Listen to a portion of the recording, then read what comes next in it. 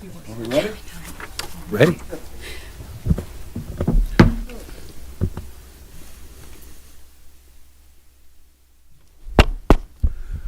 Good morning, everybody. Hope everybody had a good New Year and a happy holidays and came back. Everybody is safe and ready to begin the last half of the school year. Today we'll go ahead, and this is the work session on January 7th, 10 a.m. of 2025. Just to think, in 5 months we'll be graduating another group of high school seniors, which seems like every year it gets faster and faster. We'll go ahead and start off with Superintendent Connor. Thank you, and Happy New Year, board and community. And we want to talk today during our work session on two topics. The first being charter schools. It was requested at a previous workshop to have an overview of the responsibility as us as a district sponsor and services provided in partnership with our existing charter schools. In conjunction with that presentation today, we are going to discuss the renewal applications of 3 of our charters, those being Sarasota Military Academy, Island Village Montessori, and Dreamers Academy. So we have our experts in-house with us who are going to begin our presentation with Ms. O'Day, Ms. Wheeler, and Dr. Cantalupo. All right, good morning, board members, and welcome back. I hope you had a great holiday season. I know that we did, and we're happy to be here this morning talking about our charter schools in Sarasota County.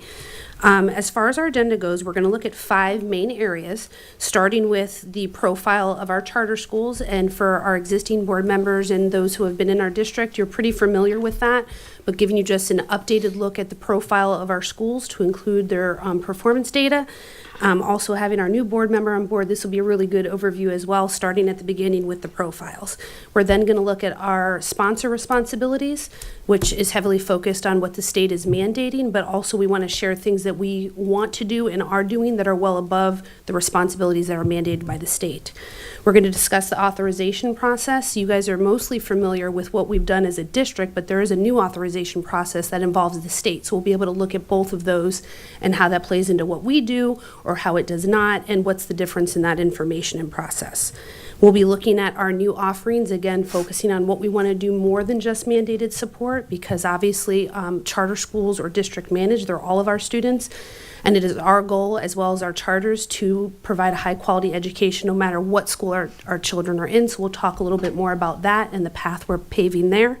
And then we'll also hear from our CFO on the financials and what does that look like? How do we receive money to support our charters? What are some areas that maybe we have funding areas that we're looking to improve? And then we also have one of our schools that is in corrective action for some financial concerns that Ms. Pinner will also share. So without further ado, I'd like to start with Dr. Cantalupo.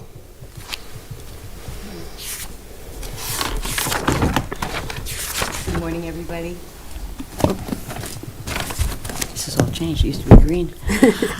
Good morning, everybody. I'm going to present a little bit of information about our charter schools. Some of you are well aware of this that have been worked here for a while, but there has been some changes and growth, and it's good to look back at history and to see where we were and where we came from. So if you look at the number of charter schools over time, we started out way back in 2000. And we've increased from 1 school back then to 14 in 2024. Our enrollment over time has been a 41% increase. And I've given a breakdown of what schools that we have. We have 2 elementary, 3 middle, 1 pure high, and 8 combination schools. Many of our schools evolved with not serving all the grades, so they may have started with a few grades and then over time added as we went along. And just as a note of comparison, we're ranked 5 overall, and I'm going to talk a lot about school grade, but overall in our total school grade points, we're ranked number 5 pretty much in the state. The districts above us are very different from us, and most of them have much fewer charter schools. Just as a note of comparison, many of our large urban districts have many charter schools. And a lot of that had to do with legislation passed several years ago called Schools of Hope, where schools would transition to charter school. This was predominant in Miami. We did not have that happen here, but just looking at the whole state and what our charter situation ratios look like compared to other large urban districts. This slide just presents, it's hard to read here, but you have the handouts. This gives a nice overview of each charter school, their main area of focus. As you know, when a charter school application arrives, one of the things that that is part of the application is what is their uniqueness? What are they really focusing on? So we have the area of focus here, the enrollment as of Survey 2 this year, the year that they opened, and the grades they are currently serving. It's important to note that there's 14 right now. Some of them, like the military academy, is actually 2 schools. They have 1 cost center, but they are 2 schools. And then we're expecting the opening of another school in 26, 27. If we look at our overall school grade performance, you can see that most charter and traditional schools are mostly A's. Charter schools do have more B's proportionally and more C schools.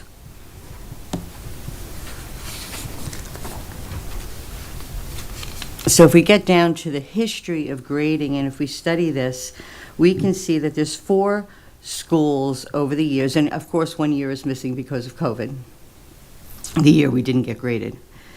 So we have 4 schools that have had straight A's pretty much over the last 4 years, some since their inception. So I really want to recognize them.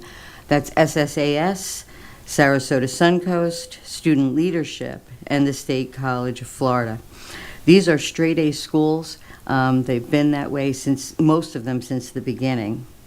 In 2024, some school increased a letter grade. That was Island Village, went from a B to an A, and Sky went from a C to a B. However, as we look, and we really do monitor this closely, we have a few schools that we are concerned about because their letter grades are decreasing over time. They started off very strong. Imagine Palmer Ranch, Sarasota Academy of the Arts. We are watching them and looking very carefully at their cells and looking at their performance and offering help, as Rachel will get into. And then Sarasota Suncoast School for Innovative Studies, and I've said this before, we have brought that school to your attention several times in the past. We have met with that school, and Bonnie's going to talk a little bit about this later in the presentation about the financial situation of that particular school. That, along with the decreasing, although they were a C here, they've been fluctuating between a C and a D, and they have a very small enrollment. But we'll talk about that more in terms of financial audit. So now if we break down the cells of school grade, the next 3 slides will have each individual cell listed along with the performance of each charter school this past year in 23-24, our latest school grades. As a district, for grade 3 English language arts achievement, if you remember, this cell was last added, the last cell added to the formula, and it looks at the performance of just our grade 3 students. So if you look at our performance over time, we ranked number 2 in the state. We did an excellent job in that arena. But if you have to look carefully, though, at some of the other schools, our straight A, I'll call them our straight A charter schools did well and are very competitive with us. But some of the schools did not perform as well in that area, and that's an area of concern that we're going to be looking into.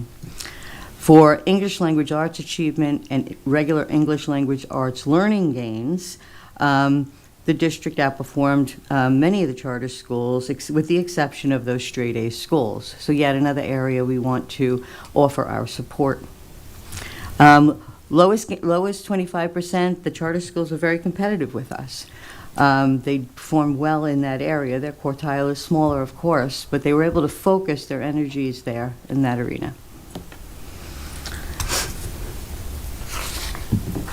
If we go to mathematics, these are the 3 cells for achievement, learning gains in the lowest quartile. We again see that in achievement, the district overall does better than most charter schools. We have some very low numbers in a few schools, which we are concerned about.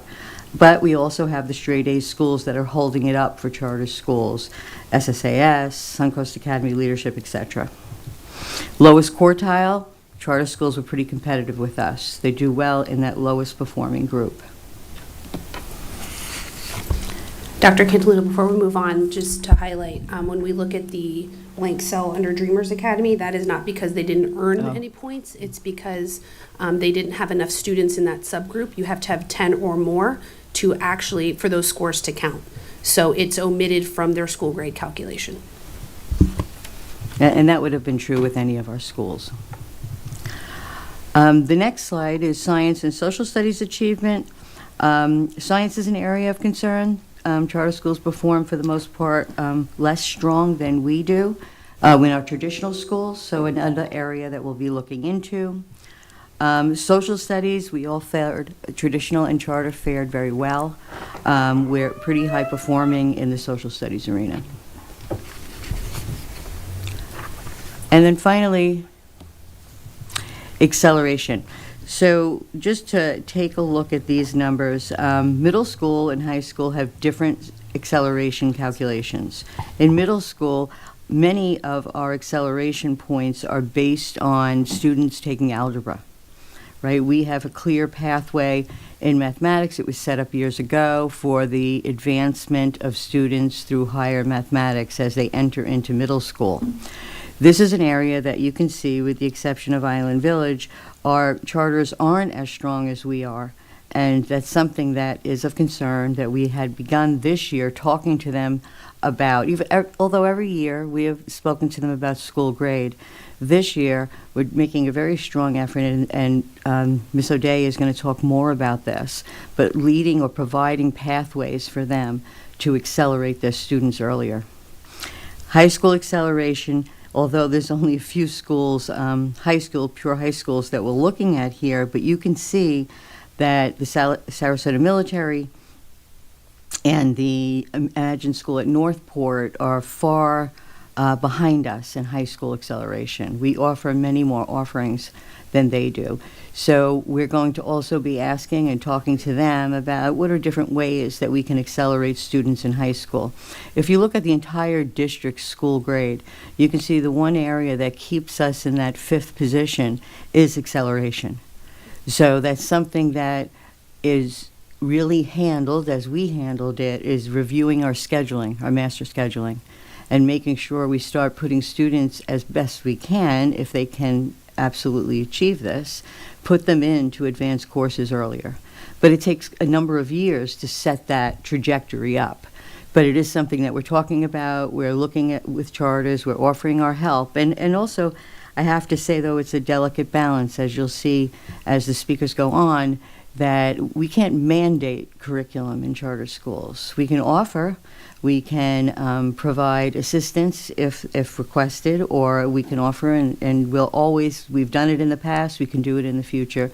But even since this past year, we've really started down that path. I think that's going to be a new change. So that's my part, and I'm going to pass it over to Millie. Thank you. Thank you, and that was a perfect segue. So I'm going to spend a little bit of time talking to you all about what it means to be the district or the sponsor for charter schools, and then I'm going to delve a little bit into what we are mandated to do and some of the additional things that we do offer for our charter partners. So as the role of the sponsor or the district, there are 5 main things that we serve in this role. The first is certainly approval. Most of you know that our job is, if we do receive an application, that we have a charter review committee, which is comprised of really leaders from every one of our departments throughout the district that reviews those applications in depth and then brings them forward for approval or denial with you, the board. The next, if they are approved, is there's a monitoring component. We are charged with monitoring that accountability as far as holding them accountable to what's in their contract, and also ensuring that they are participating in the state's educational accountability system, which were some of the things that Dr. Cantalupo was just going through. One of the challenging things here that was also brought up is that we can monitor this piece, and we certainly do let them know areas of concern and underperformance, and have even brought them before the board as required in statute if there is underperforming. But we can't necessarily mandate how they are to correct that when it comes to that performance and accountability. And then the next big piece is compliance. And I would say that my very small but mighty team, as I like to call them, this is where we spend a lot of our time working with our charter partners. So on my small team, I do have one person, a charter school specialist, which is a classified position dedicated to monitoring compliance with the charter schools, and she works diligently to do that. So that's compliance with federal and state laws, and we are lucky to have charter partners for the most part that are always in compliance or willing to very quickly make any adjustments if needed to remain in compliance with those federal and state requirements. And then the accountability piece, as mentioned, is certainly a goal that we are looking to improve upon as we march forward in this partnership with our charters, and it has certainly been a goal set by Ms. O'Day and her academic team to continue to work with them. And then the last two are kind of hand in hand, which are renewal and closure. And another role of the charter review committee is to do an in-depth review of the charter school at the ending term of their charter or contract. So we do have two schools here today that are going through this process now, and you will get a chance to hear from them and see some of the preliminary notes from the charter review committee. During that, there could potentially be a possibility of closure in lieu of non-renewal. However, the options for closure have really been limited by the statutory requirements and recent legislative changes. So the only reasons we can close a charter school in the state of Florida per statute now are failure to participate in the state's accountability system, failure to meet generally accepted standards of fiscal management, or material violation of law.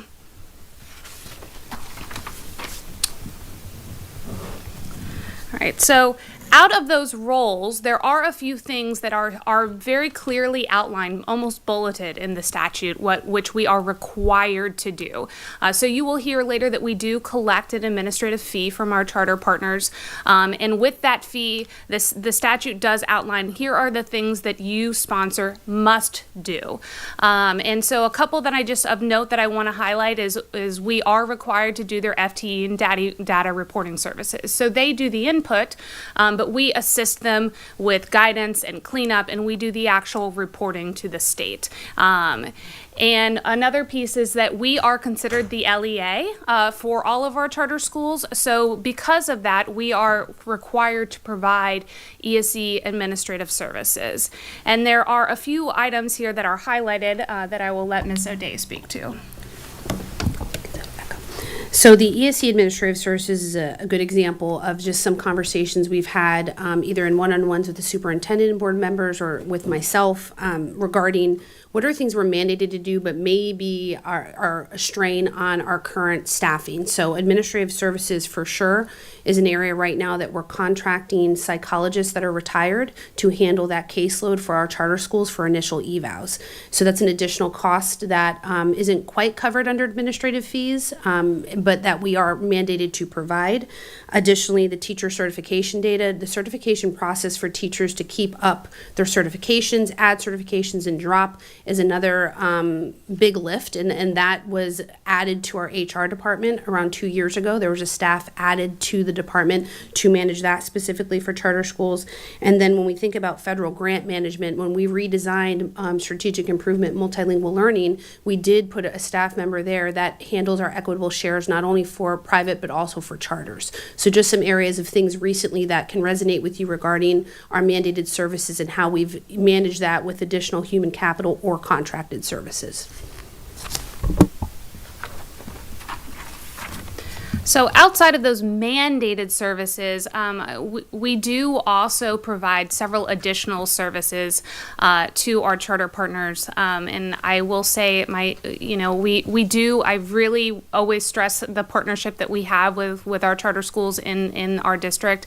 And if they call and are looking for help with something, we almost always figure out a way to get them what it is that they're looking for. So a few items of note here that we do partner with them on is our Project 10 team goes out to all of our charter high schools and works with them just like a traditional school to really dive into those at-risk kids and look at graduation rates. Our safety and security team will go out there and do walkthroughs and provide guidance and information before the state comes in to do their official visits. And there's several others up there as far as support from our student services team and certainly our office and whatever services we may be able to provide them. Additionally, looking at two highlighted places on this bulleted list of services we provide, looking at our mass messaging platform that we just launched this year and our Microsoft Office 365 for students and staff, which is a major component to the day-to-day life and operations and the IT side of leadership and teaching. Those are areas that we do not charge our charter schools for. They're not paying for part of that subscription, the training, the support, or any of that. That's just something that we bring them into and want them to have the same opportunities as our traditional schools. All right, and as mentioned before, there are now two pathways for a new charter applicant to submit an application. There's the traditional pathway of submitting directly to the district. They can only be submitted 4 times annually, and all of those are posted for applicants to see. And that's different because within the district, charter applicants can submit at any time. So if someone walks in with an application today, I have to accept it.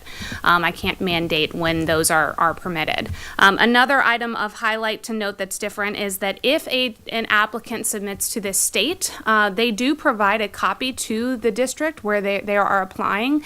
They're supposed to provide it to us within 3 days, but then we're only given 30 days instead of the standard 90 days to review. So as you can imagine, that would be a much briefer review and a challenge to get the committee together to look at that, to provide any feedback to the state. And another item is I just wanted to point out again that they have contracted with FCI to do the review, and then that committee provides a recommendation forward to the Charter Review Commission. So what do those numbers look like? I did want to point out before I go into these that these aren't necessarily apples to apples, but I wanted to give you sort of a broad overview. So the first is what it looks like for us, Sarasota County Schools as a district, and the second is the State Review Commission. The first, obviously, I looked at the last 10 years of what we've seen in our district, and the statewide commission has really almost been open for a full year, not even quite yet. So within the district in the last 10 years, we have received a total of 19 charter applications, 11 of which were withdrawn by the applicant. And that basically means that during the process, we were able to see some concerns, have conversations with the applicant, and the applicant voluntarily withdrew their application. 5 of those were approved and 4 were denied. Out of the statewide total since last February, they have received 13 applications statewide. 9 have been reviewed, and of those 9, 0 have been sent forward to that commission. So basically, that's kind of like the withdrawals that you see in the district. And 4 are currently under review, so those are still pending. Out of those, none have been for our district yet. Okay, so looking at our new offerings and support, I know you heard Dr. Cantalupo and Ms. Wheeler refer to what we are supposed to do, what we have to do, but then we go into what can we do and what do we want to do. And what we can and want to do is a fine line because, as Ms. Wheeler said, she's a one-woman show with a classified staff member. They're very focused on the have-to-dos, right? And that's what our administrative fees mostly pay for, whereas we want to be providing more than what the must-dos are because those are the things that help us support all schools in providing high-quality education for kids. Now, when it comes into that, these are now offerings that are voluntary for people to take advantage of because they can't because I say it doesn't mean it has to happen. So we want to create those pathways where people feel comfortable and have the desire to partner with us to continue to advance performance, whether you've been in a school for 20 years or maybe you've had some challenges in the past few years. We really do want to offer the same support we do to our district managed schools, which is a stretch on the academic staff, but the academic staff has the same vision and passion, and to us, a school is a school, and are ready and willing to assist. So we did, as you've heard me talk about impact reviews several times, you know what those are about, and we even have board members that have attended and seen that in action. We did offer that to all of our charter schools. It was highly recommended to our C schools, and one of our charter schools took advantage of that, and that was Dreamers Academy. And I want to highlight that partnership because that was an awesome, awesome experience. The district team, the school-based team, we synergized, had an awesome day, made strategic plans, and it was such a joy to interact with that team, to feel their vision and passion, to know that they're going to create great pathways and continue to advance performance so that that opportunity is of the highest quality in our district. And I fully believe in that team. And we had a wonderful day. They have a great plan, and I'm very, very proud of them stepping forward and humbling themselves to that experience, a very rigorous one, and one they did not have to do. So that's very exciting. We are following up with them in January to go through an in-depth personalized data chat, which is going to look at where they are in the progression of their strategic action plan and what does our student achievement data tell us at this time that we need to continue to do between now and May to prepare our students to perform. When we look at that, we are also offering data chats to all of our charter schools again, but this is a pathway that you have to choose to walk down, you have to take personal ownership and accountability of, and know that it is to support you and to allow you to continue to advance performance no matter where you are in that continuum of performance. So this is something that we do with our district managed schools more than 3 to 5 times a year. It's quite frequently. If a chief from one level is in the building, or a program specialist or a curriculum director, we're talking about data, we're reviewing where we are, we're looking at our plans, making sure they're working. If they're not, what can we do? We constantly revisit our support, and so this is, again, an option for our schools. We do have not only Dreamers Academy that we're doing our data chat with, but we have 2 other charter schools. We have Sky Englewood that has reached out, and SSIS that we'll be meeting with this month to look at data and help them plan how they're either advancing and accelerating performance or providing intervention or both. When we look at charter principal meetings, in the past it was very focused on compliance, state mandates, state law, which again, that is what we're expected to do as the sponsor, but we have transitioned that this year to looking at a very data-focused approach, bringing that data to the forefront, looking at what did it look like at the end of last year? What does it look like at PM1? Where are we at PM2? Giving in-depth support on professional learning and instructional leadership, which we've dived deeper with them this year into Performance Matters and how that tool can help them identify student needs and plan with their teachers how to better support our students. We've also looked at their supporting them in the new observation process and how they use that information to support their teachers. And we've looked at, as Dr. Cantalupo and Ms. Wheeler referenced, scheduling.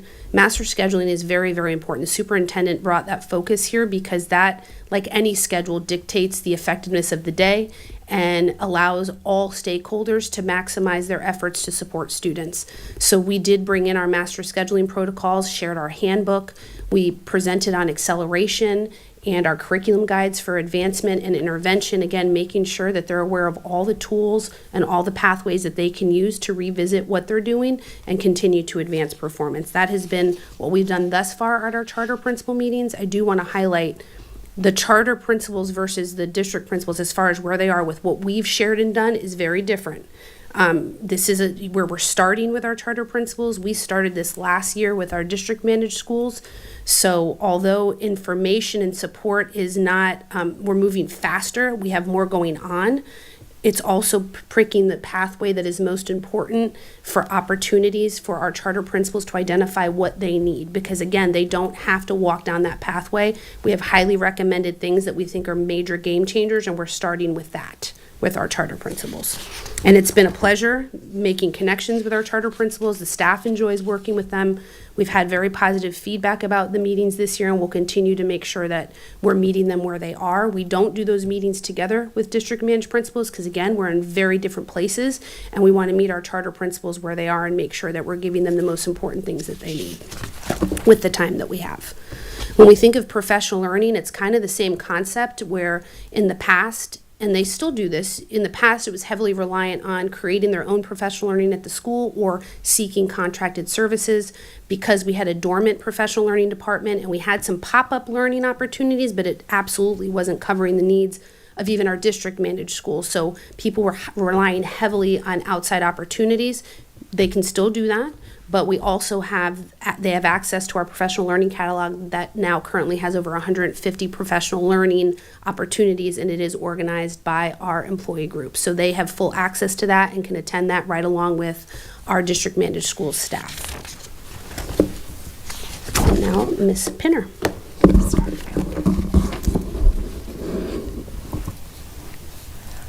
I think I'm just going to ask who has the clicker if I say next slide. If you could, well, you don't have to bring it because you're going to need it back, right? Good morning. If you could go to the next one, that would be perfect. I'll just ask you to run through it. So good morning. Today I'm just going to give a slight overview of our process as it relates to charter schools and sort of the financial impacts and where we come into play in regards to our charter partners. As you can see, there are various types of funding that gets shared with our charter schools. The first and foremost is our FEFP funding. So our charter schools submit their FTE through our system, just as our traditional public schools do. That goes into what is provided to Department of Education, which generates then the funding for the charter schools. At that time, we work and individually by schools, we calculate what each school then earns. So we sort of act as DOE in that regards as we go and recalculate what each school should be earning for the FEFP. We recalculate that several times during the year because just like with our schools, we start out with a forecast of the FTE that each school anticipates they will have on their campus, and then we revise that as the actual counts come in. So generally during October and February, we do get those counts and we revise their payment and adjust accordingly. So the FEFP is fairly straightforward, and that is where I'll talk just a little bit where the administrative fee is also calculated. It's a portion of the FEFP funding that has been earned by each particular charter school. We also share pieces of local revenue that we mostly are tax levies. Most of these have come about through legislation, whereas in the past, they were not necessarily required that we share these portions of revenue with the charter schools. I believe historically, Sarasota County has always shared the local operating referendum dollars with their charter schools. However, some of our other friends, our other counties have not shared, and there's been some issues with that. So we're very fortunate that we've always taken the proactive stance to share, and therefore we are in compliance as that law changed. The local capital outlay millage, that's the 1.5 mils that we levy as a school district, that we have also always shared. However, we used to share in just giving a particular dollar amount per student. The legislation changed recently that is requiring us to now give using an FTE model to share proportionate amounts with our charter schools. And the law did change again that allows that to be phased in. So we do 20% a year until we get to sharing 100% of their proportionate share of that allocation. As well, the sales tax referendum, which was one that was just approved or reapproved again before our operating referendum. That previously had not been shared with our charter schools. However, the most recent referendum did incorporate that we would be sharing that again proportionately with our charter schools. So we're moving toward a model where it is very much inclusive in that the revenue sources that we are able to generate are being shared 100% or proportionately with our charter schools. Take the next, please. So as was mentioned, within the FEFP or within statute, we are given the opportunity to withhold an administrative fee for our charter schools. It is written in statute that we can withhold 5% of their FEFP earnings for up to 250 students in a charter school. That is reduced to 2% of those first 250 students for any of our high-performing charter schools, which we do have several of those. That runs, just to give you an idea, of course, you know, depending on certain composition of the charter school, it can be different. But we find that that's running between little less than 60,000 for some of our smaller schools to just a little over 130,000 for some of our larger schools. We do collect or withhold in total about 1.2, just under $1.2 million in our administrative fees. And in 23-24, we showed that we expended just a little over 1.6 million in costs for our staff to provide assistance to our charter schools. Go ahead and switch to the next one, please.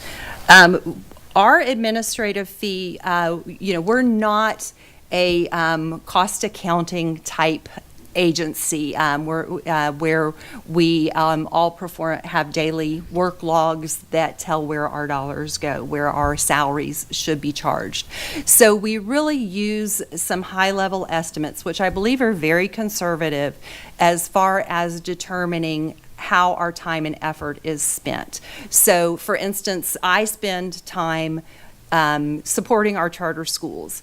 And what I do is each year, and we have many folks, especially at the district level, that do this, where we anticipate or we estimate how much time we spend on our charter schools. Again, I think most of us are very conservative. So that's how we're getting that $1.6 million. Of course, Millie's team is fully supporting our charter schools, so that is part of it. But for the most part, it's bits and pieces of what we all do each and every week as part of our job.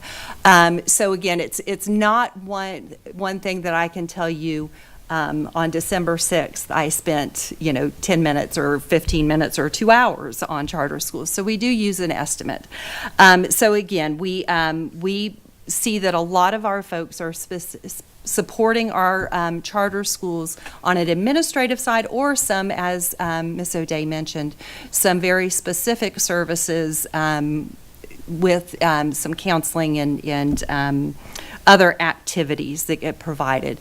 Again, as mentioned, we provide support in regards to their FTE and other state reporting services, because yes, they report FTE, but we also have staff information that gets reported in regards to our charter schools. So our information services department has to provide quite a bit of support to get that data reported and reviewed as it gets sent to Department of Education. We also incorporate their financial statements into the annual comprehensive financial report. That is an accounting requirement, so we do see that, and we also review monthly or quarterly financial statements as they come in from our charters. So that is something that my staff works hard on. Again, we also have ESE support, as we mentioned, for our charter schools. That all gets funded from our administrative fee. So again, I kind of mentioned loosely what the administrative fee is used to support here within Sarasota County. The statute gives us some information, and I I won't read this, but while it lists some topics, they're actually a little bit broad and a little bit difficult to tie down. It's not like they say you can withhold $10 per test that you give this type of test. It's very much dependent on the types of supports, the type of staff that each individual school district has, and then the additional, the needs that each of our charter schools have. So I'll just leave that out there. That is just simply what is in our statute.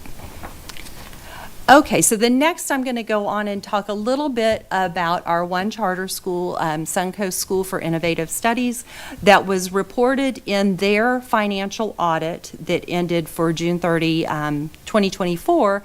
Their auditor reported that they were, how does it say? I was going to try to read exactly what he says, and he has a preface. But yes, they are within a deteriorating financial condition. And while it says it's deteriorating, they actually have a deficit fund balance of just under, or they ended the fiscal year with a deficit fund balance of just under $70,000, which that's in their fund financials. I won't get too accounting on you, but that's their fund financials, which is very much close to a cash basis. So that means that they were borrowing money so that they could meet their cash position.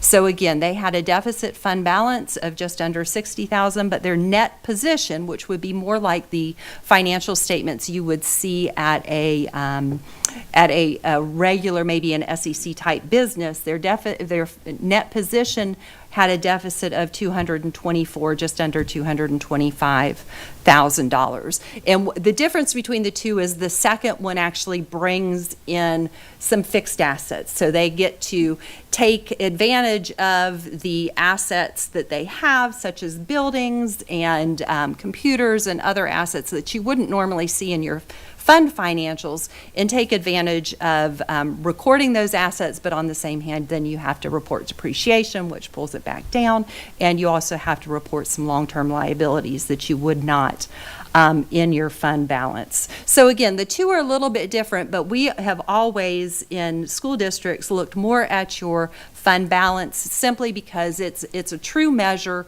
of where you stand in your current position and really where you're managing your funds and whether you are doing a good job on a year-by-year basis, somewhat on a cash flow. So again, this was reported in their annual financial report ended June 30, 2024. Since then, we have been reviewing their financial statements to see if this is getting better or if their trend is continuing to go down. And as is mentioned, this triggers the requirement for there to be an expedited review and for us to take a more formal approach to reviewing their financial statements. So if you could flip the next one, please. Again, I'm not going to read over this, but these are some of the requirements as to a plan that SSIS would need to provide to us, or that we develop actually in cooperation, that shows how they're going to get out of this deficit financial position or deteriorating financial position, and what they need to do in order to provide us documentation that we can review in order to sort of manage and monitor them moving out of this financial position. So again, those are the specifics. Just the next one, the last little bit. We met with the staff of SSIS on December 9th to kind of go over their first blush at this plan that was required to be submitted, and we really had a lot of questions in regards to the plan that was submitted or presented by them. And I know they've been working well with us, but what we're seeing as we look at it with our financial eye is, they're continuing to decline in student enrollment. Their forecast this year only for the 24-25 year was only for them to have 101 students. And in December, they were showing 93 students. When you get that small, it is just very, very difficult to operate an organization with all the needs that you have for support of students. As well, when you are deteriorating, you have to, or when you're declining in your student counts, you have to be very quick to adjust your budget, especially when you don't have fund balance in your coffers to help you manage through that time. And we did find that they adjusted the budget, but it did not necessarily happen quick enough. They're relying considerably on one-time funds. When a lot of the support was coming from the federal government for COVID relief. They applied for it's kind of a payroll incentive so that they could help continue paying for their staff.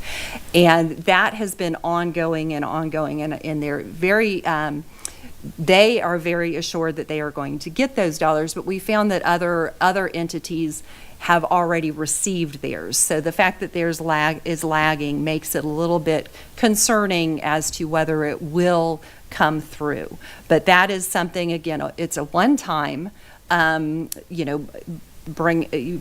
funding source for them. So while it will be helpful for their deficit fund balance if they do receive those dollars, again, it's not a long-term ongoing strategy for keeping the district running in the black. As well, there are donations that they're receiving. They actually had a very successful, I believe it was a dinner. So they do a lot of wonderful fundraising activities, and they have some supporters who are donating significant amounts of money to help with their condition.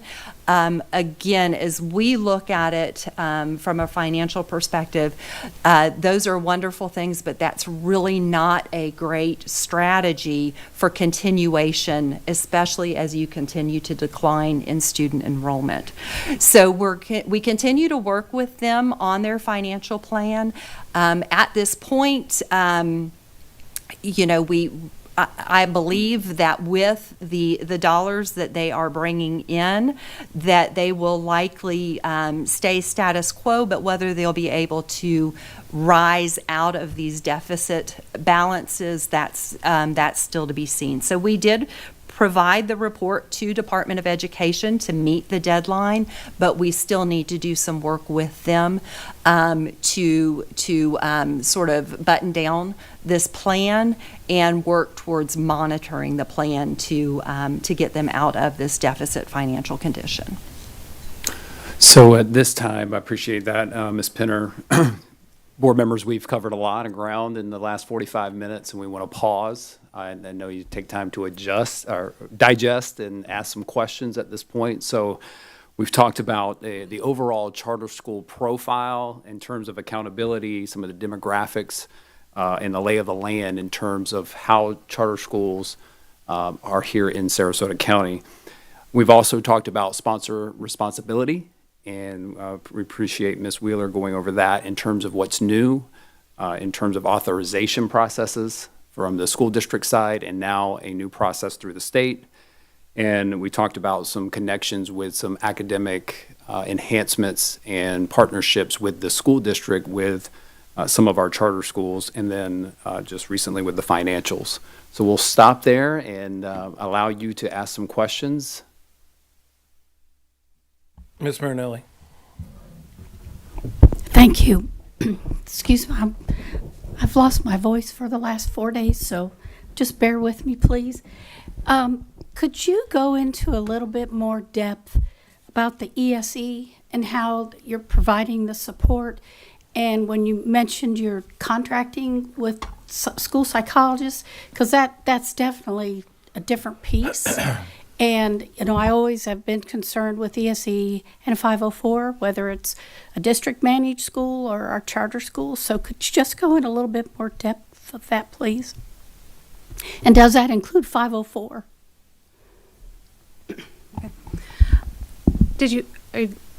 Okay. Sorry. So I would say the ESC services, some of them are standardized and some of them are on a case by case based on the needs of the students in the individual school.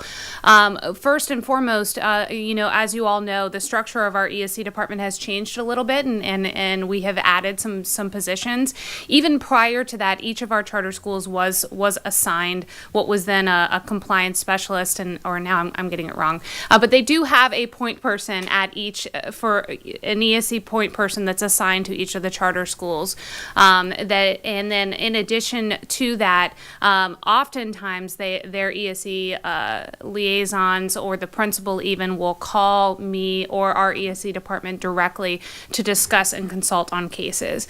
Again, all of these are estimates. I don't have a log of where I spend my time, but out of the parents and the cases per se that I work on charter schools, most of them I would say have to do with our students with disabilities and really helping the schools make sure that they're navigating it appropriately and helping the parents to understand that sometimes the services that they receive at a charter school may be limited in comparison to the spectrum that can be provided within the whole of the district. Yep, so to add into that, as Ms. Wheeler was saying, compliance coordinator. So the way we set up their caseload, we did include the charters throughout their caseload, so they're not excluded. They're just embedded in whatever their north, south, east, west caseload is. We do the initial evals, that is the expectation.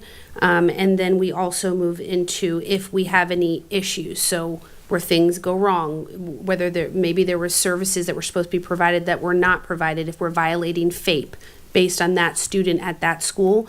Then when we get to a point where there's state mandated meetings or OCR complaints or legal issues, that's a very time intensive thing that really levels up to the chiefs and the executive directors in student support services. Any time that happens is a very, very time sensitive issue that we have to work through with our schools. Our psychologists right now, we're contracting 2 retired psychologists to handle our initial evals, and right now that contract is just under $50,000, and it's there to see how much do we spend, right? Based on what the needs are, how much do we spend, and then we revisit that to either continue to contract services and add an additional 20 or plan next year for 75 because that has been the trend in the data we've collected, or do we determine to add staff that is our employee versus contracting services. So it does depend, and that is where we sit right now with the ESC services provided. Sorry, one more thing to that. When your matrix score starts to tick up, most likely you're not going to be served in that school anymore. Okay, and parents can always make a determination of what services they do or don't want. Even in our district managed school, you can say, you know what, you really need a self-contained environment, or you really need a one-on-one, or you really need whatever it is. A parent can always say, I want this, not that. Okay, we always want to recommend exactly what we're recommending because that is, the best case scenario support for the child. But a parent can say, because I want to stay here and this is not what I'm going to have, I'm going to forego that, but stay here. Or if they take the full package that's being offered to support the child, that may move them out of a charter school because they're not serving that level of need. Well, I have a couple of questions. I think that, one of the things that's obvious with the legislative intent in the last 2 years is that they're taking more and more, making it harder and harder in order for districts, in order to them to be able to, we can police I don't want to say police the charter schools, but in reference to the application, the processes. So really what I want to ask about is on the SSIS. I guess I have just a couple of questions because they've been in front of us before. So in reference to what was the amount of deficit that they are at? It's just under $70,000. Is there anybody at the district, is there anybody at the state level through DOE, do you know if they have removed or a charter based upon that piece? That's one of the 3 requirements for removal. Do you know if they've done that at any point? Mm-hmm. Yes, but it's outlined in statute. It's not an immediate action, so we have to start with this corrective action plan, and then there's a period of monitoring that has to occur. Yeah. Any guideline on how long before there would be in non-compliance? So that the statute says that the sponsor may decide not to renew if they do not meet the terms of the, correct the deficiencies noted in the corrective action plan within 1 year. So we just gave them that first corrective action plan. So they have a year to do that. So you may do that. Or you have 2 years if they remain at a deficit financial condition. So the first, in regards to the 1 year and whether then they don't meet the terms of their plan, that gives the sponsor, the district, the opportunity to discuss closure. And then the second piece is not as much to do to the plan, but if they remain in a negative financial position for 2 years. Then, so they could have met the terms of their plan and it just didn't work, or there's some other circumstance happened. So they may have met the terms of the plan in that 1 year, but if they stay in a deteriorating or a negative financial position for 2 years, then we also have the opportunity to address closure. Thank you. I'm very concerned about that. I don't know what the cutoff mark is, how many students you have to have in order to be even.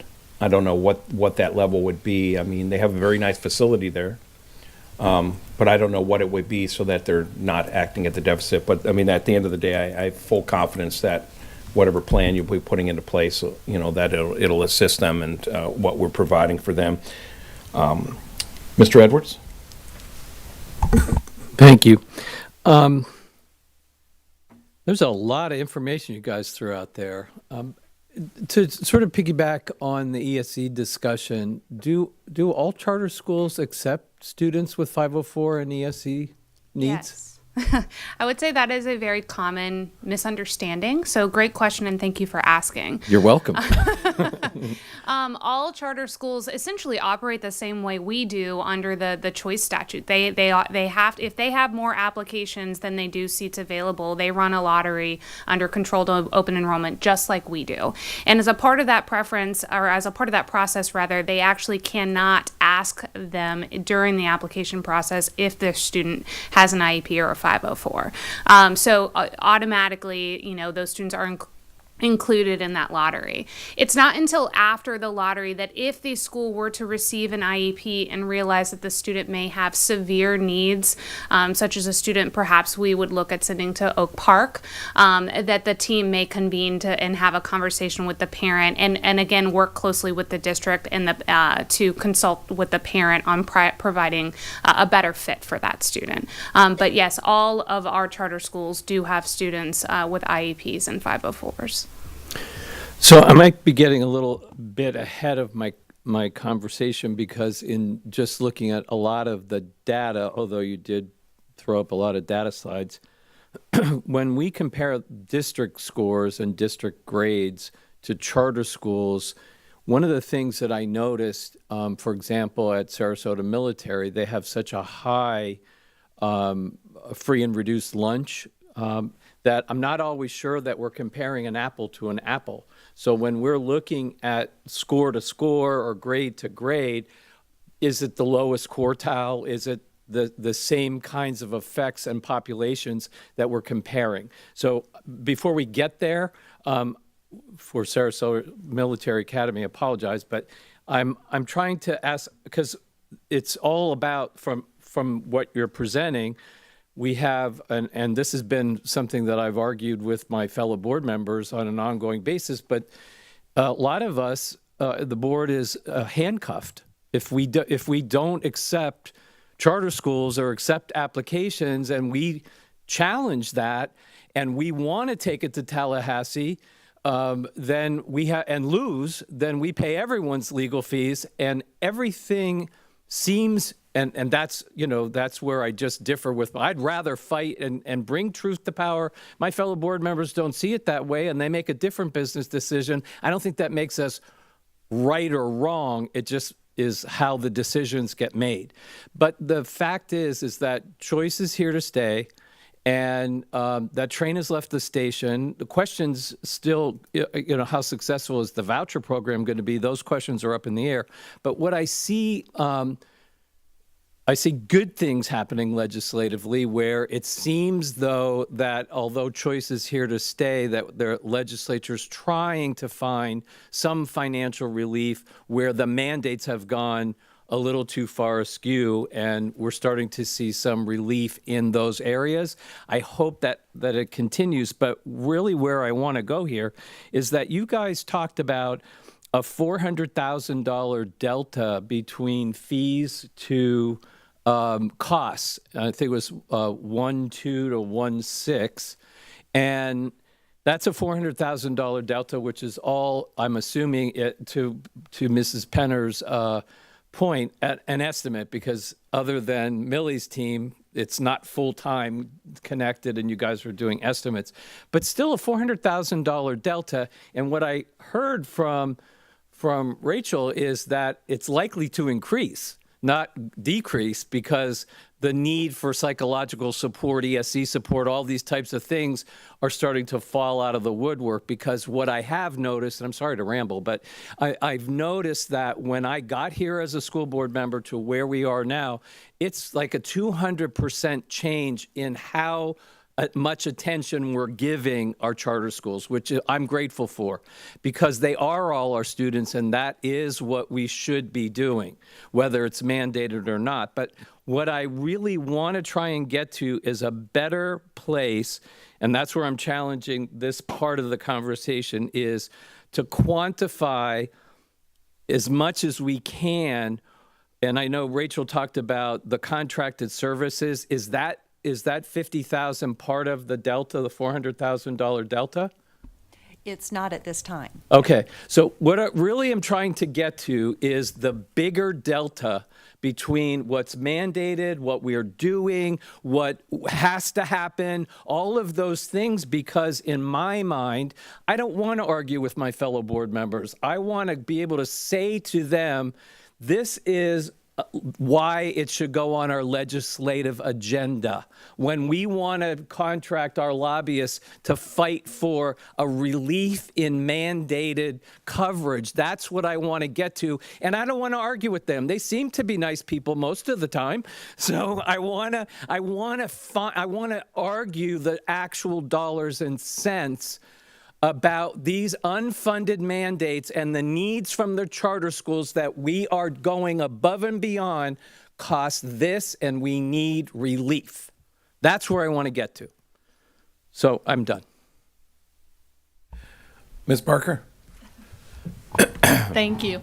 Actually, this piggybacks well on that, because I was also looking at that difference between the 1.2 and the 1.6, and I was also interested when we're talking about charters. It feels a little bit like a one-way street sometimes, right? Like the district is bringing all of this into the charters. But I wonder if there's a deeper conversation. I would bet that charters have a lot to offer us too. And I would guess that perhaps in some areas, maybe they would even be willing to come bring some of their knowledge or their expertise to us as well. And maybe that would help to offset some of these costs. I don't know, but I was looking specifically, and I'm getting ahead of myself too, but I was looking at the Montessori school and their civics scores, and I thought, gosh, how are they doing that? I wonder if they'd be willing to come do a professional learning opportunity for us on how are they supporting their students in that area, and we could learn from each other, and we could trade and say, well, we'll help you with what we're doing with science, and maybe you can come help us with what we're doing with social studies. So I love actually that we are having more interactions together, and I would like to see that deepened and expanded, because at the end of the day, it's our children, and they deserve the very best no matter where they go to school. So thank you. Ms. Marinelli? Thank you. I have a few comments I'd like to make on the whole presentation, so thank you very much, and for the updates of how things have changed. And I do think we need to really monitor how much district staff is providing the support, because that is something we do need to advocate legislatively for. And I'm very glad that our charters some of them are choosing to take advantage of it. And that's all I'm going to say on that. I'm not going to get into any tangent that's already been said. So on SSIS, we do need to start that whole process, because we have given that school so many chances since inception. And as our old colleague Mike McHugh used to say, no good deed goes unpunished. And now we're looking at where there's 93 students, and I'm not saying this to be facetious, but this is not Little House on the Prairie. You cannot educate 93 kids and have K through 5. So we're doing a disservice to these children, because when they matriculate into our middle schools or come back into the elementary, they have a deficit. And it's a major deficit. And that puts a lot of burden on the schools. And we have to provide that service for those children. But we need to address and move on it. Because it's financially, when you're under $70,000 to be able to pay, how are they paying their staff? You can't have donations from the community running a school. And I also read where their school was heavily damaged through the 3 hurricanes. So how's that all being addressed? So there's a lot of issues, not only academically, but financially, building-wise. So we need to start moving. I don't see how we can give any more second chances, and I want to lay that out there, that we need to be proactive and start it. So I appreciate that. And you, Superintendent Connor and I have had these conversations, because we're not hiding anything, but that school needs to be addressed, and it needs to be addressed. It started this year, because then we're going to be into another year. Well, we're going to be down to 70 kids. So you can't do that. And then legislatively, and some people in the audience, we've been here a long time, and we can see the changes that have happened. And we do need to lobby, because if we're giving more than what we're getting back, it needs to be addressed. And we have the data to show it. And it's all positive to the charts, not there. And if they're going to be open to us all working together, but we need to be able to show that this is what and this is the cost, and we need to be able to get it from the legislation and DOE. So thank you. Superintendent Connor. All right, are we ready to move on to part 2? All right, so Ms. O'Day, I'm going to hand it over to you, but I believe we have Sarasota Military Academy up first. If those representatives will make their way up to the tables. Yes. At this time, we're going to talk about the renewal applications for the 3 charter schools that are present today, starting with Sarasota Military Academy.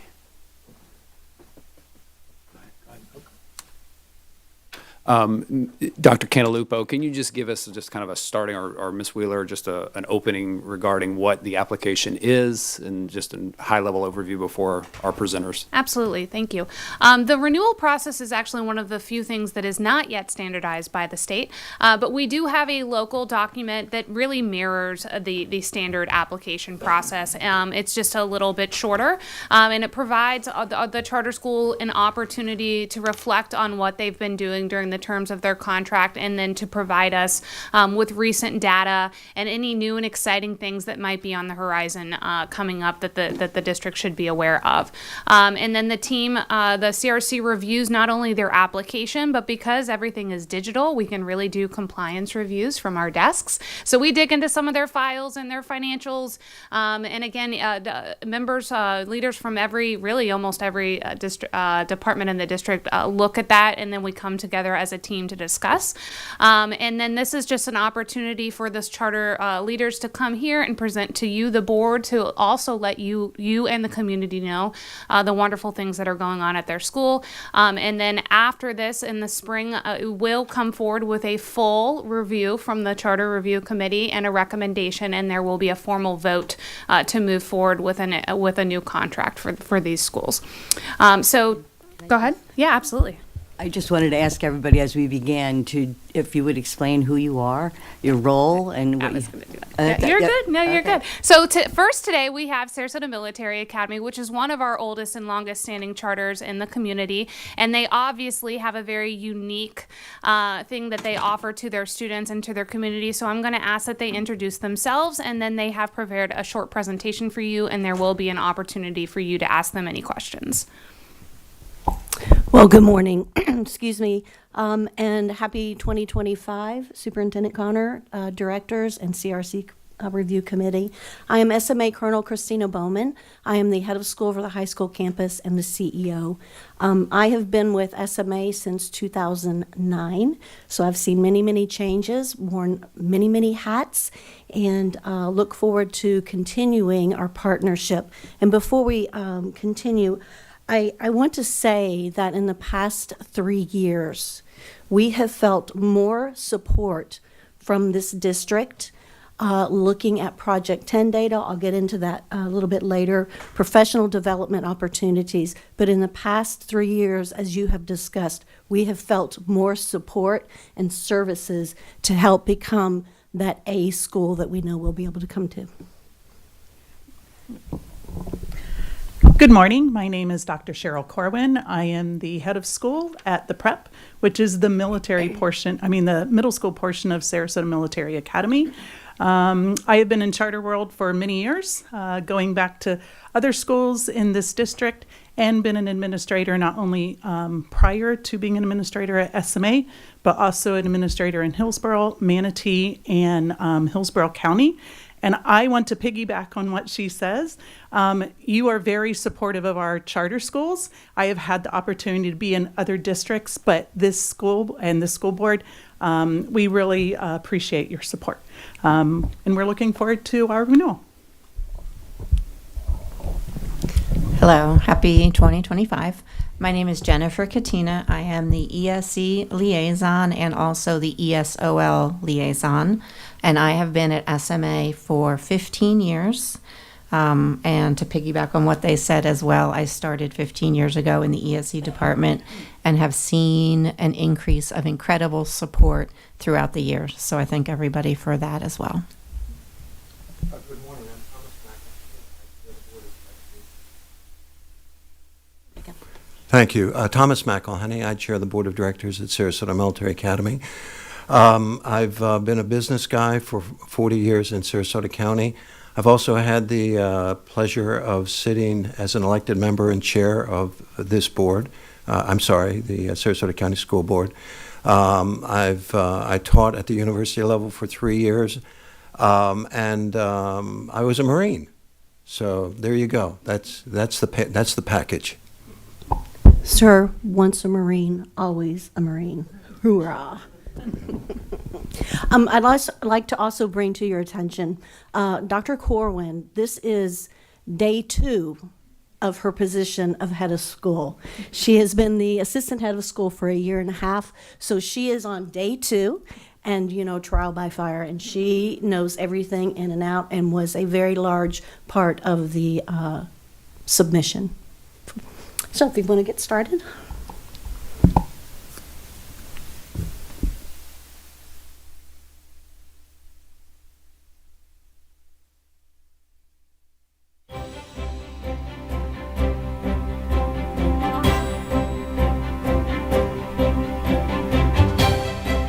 I perform better under structure, and the structure that this school provided for me allowed me to excel. I'm so glad that I spent my 4 years of high school here. They're more formal, respectful, polite. What I enjoy most is being around the people I love and truly care about.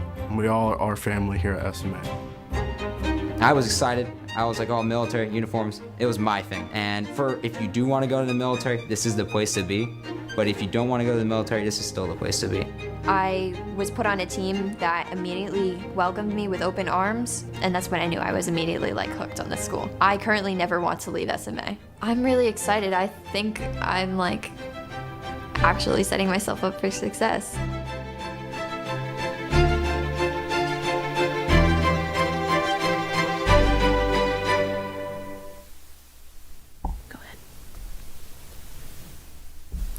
So in the beginning, SMA opened its doors in 2002. And in 2014, because there was such demand, we opened our middle school campus. 3 years later, we added an additional building because there was so much demand for our middle school campus. In 2017, we combined the cost centers to create one cost center to save money financially, to make sure we're making good fiscal decisions. As we talked about that students with disabilities and the free and reduced lunch numbers, ours are quite high, and that we're looking at that and making sure that we're making plans to provide supports for those populations. We have a 53% total minority, 60% male, 40% female. That has been historically the numbers as we have been open. 18% students with disabilities, 32% on our ELLs, and then 3% gifted, and 57% free and reduced. Last year, we were very, very proud of our graduating class. They had $2.7 million in scholarships. They had 24 industry certifications. We have added to our CTE courses, so that increases our acceleration rate as well. And then going on to trade school, our cohort last year, and I apologize for my voice, 96% graduation rate, and we are tracking this year for a 97 to 100% graduation rate, and we'll address that in just shortly.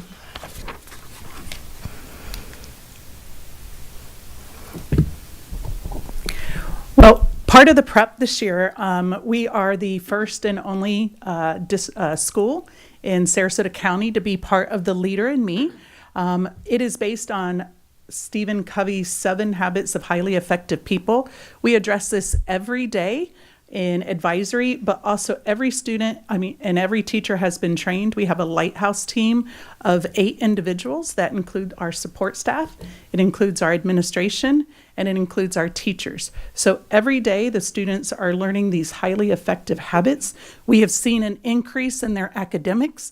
We have seen a decrease in students who are struggling with motivation, and we've only been doing this since the beginning of the year. We also address it through our military studies, and we make sure that all our teachers have the supplies and the support they need through the program.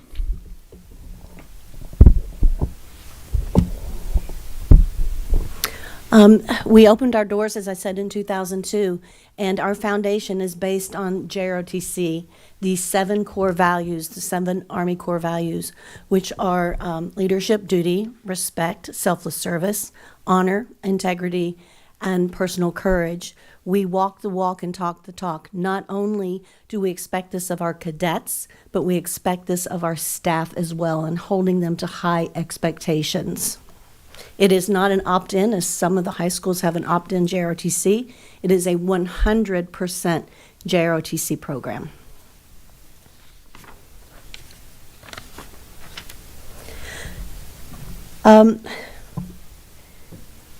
When we look at SMA, we think about a lot of structure and such, but it's a lot of high school activities as well, and looking at some of our academics as well, as we're really focusing in on those 25%, the lower quartile. And we looked at our scores 3 years ago and looked at where are we, what do we need to do? We need to get back to those basics. When we we're in A school, what did we focus on? Literacy across every single content area, immersed in the literacy. So we started focusing on what professional development could we provide to our teachers. We looked at thinking maps. We've implemented those. We're also going to implement specific thinking maps for our ELL population this year. So we're very proud that we have, increased our lower quartiles in both ELA and in mathematics as well. We have work to do. We have a plan for that as well. So again, looking at leadership, that's what we're based on, leadership and citizenship, based on those 7 Army core values. Looking at the structure, that's a very comfortable. We do not use the word discipline. We use the word structure, and providing structure for our students, providing structure for our staff, and for our families as well.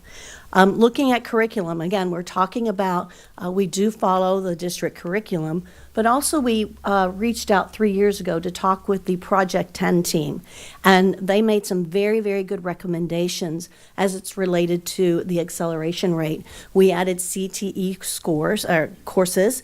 We increased the certifications in those areas. All juniors are now must take the ASVAB test. Previously, they could choose to take it or opt out of it, but they're all required to take that. We've increased our acceleration points with that. Also, the Project 10 team recommended that some of our Spanish-speaking students, they don't need to sit in on AP Spanish, but they could take the AP Spanish course at the end of the year. They've done very, very well, so we also increased our acceleration points with that. Now, keeping in mind, there is a year lag to see those points because all the tests have to come in. So we don't see those increases. It will be delayed ever so slightly to see that. Historically, we have been on a 4x4 block schedule. We enjoy that schedule. Our 9th and 10th graders are on for ELA. They're on a AB.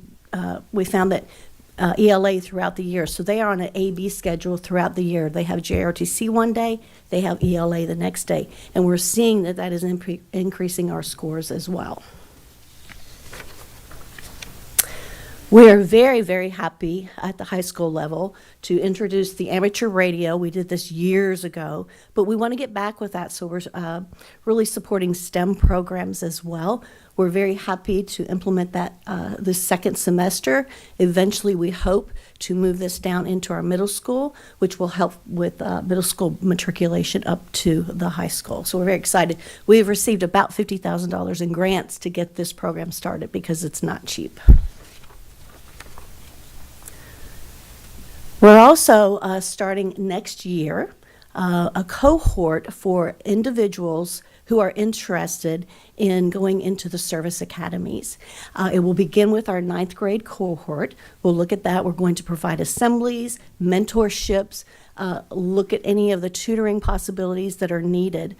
Historically, in the past 5 years, we had 20 individuals, 20, who went into the service academies. Think about the scholarships that they received, the money, and they're getting paid to go into the service academy. So we're very, very proud of that. As a matter of fact, 5 years ago, we had 4 cadets go into service into West Point. We already had 4 cadets at West Point. We are the only, at that time, public school that had 8 cadets at West Point at one time. We're very, very proud of that. A lot of activities that we offer at SMA. We are an FHSAA school, but we also, our rifle team is amazing. They're national champions. Our Raiders team as well, our JLab team, and our drill team. Lots of activities. We tout that we want them to get our cadets to participate in at least one extracurricular activity because we know research shows when they're participating in extracurricular activities, they excel academically and social and emotionally. Traditions at SMA, a lot of people think, oh, we're very, very strict. Well, we're a high school and we're a middle school. We have dances, we have spirit weeks, we have dress down days. And those days, most cadet, the majority, more cadets are tardy because they can't figure out what to wear on dress down days. But it's fun for them, and you can see their personalities come out as well on the dress down days. My personal favorite is Toys for Tots, and Wreaths Across America. Right. So we would be glad to answer any questions. So board members at this time. Mr. Edwards? Before I get to questions, I was hoping that I saw you guys, our team, did a synopsis of your review. Could you share that publicly? Could we have a little conversation just about what you saw, strengths and weaknesses, before we get to questions? We can. Give me just 1 second. I do believe it was included in in the agenda items online for the public to read as well. And I do want to note that the CRC does still have additional meetings after this in case additional items did come up. So this won't be our final, but it is a preliminary review. And thus far, we just highlighted some of the findings here in this document, which some of them they just went over as well. And so, no, what I will say is that we highlighted a lot of the service activities and the leadership activities that occur for those students.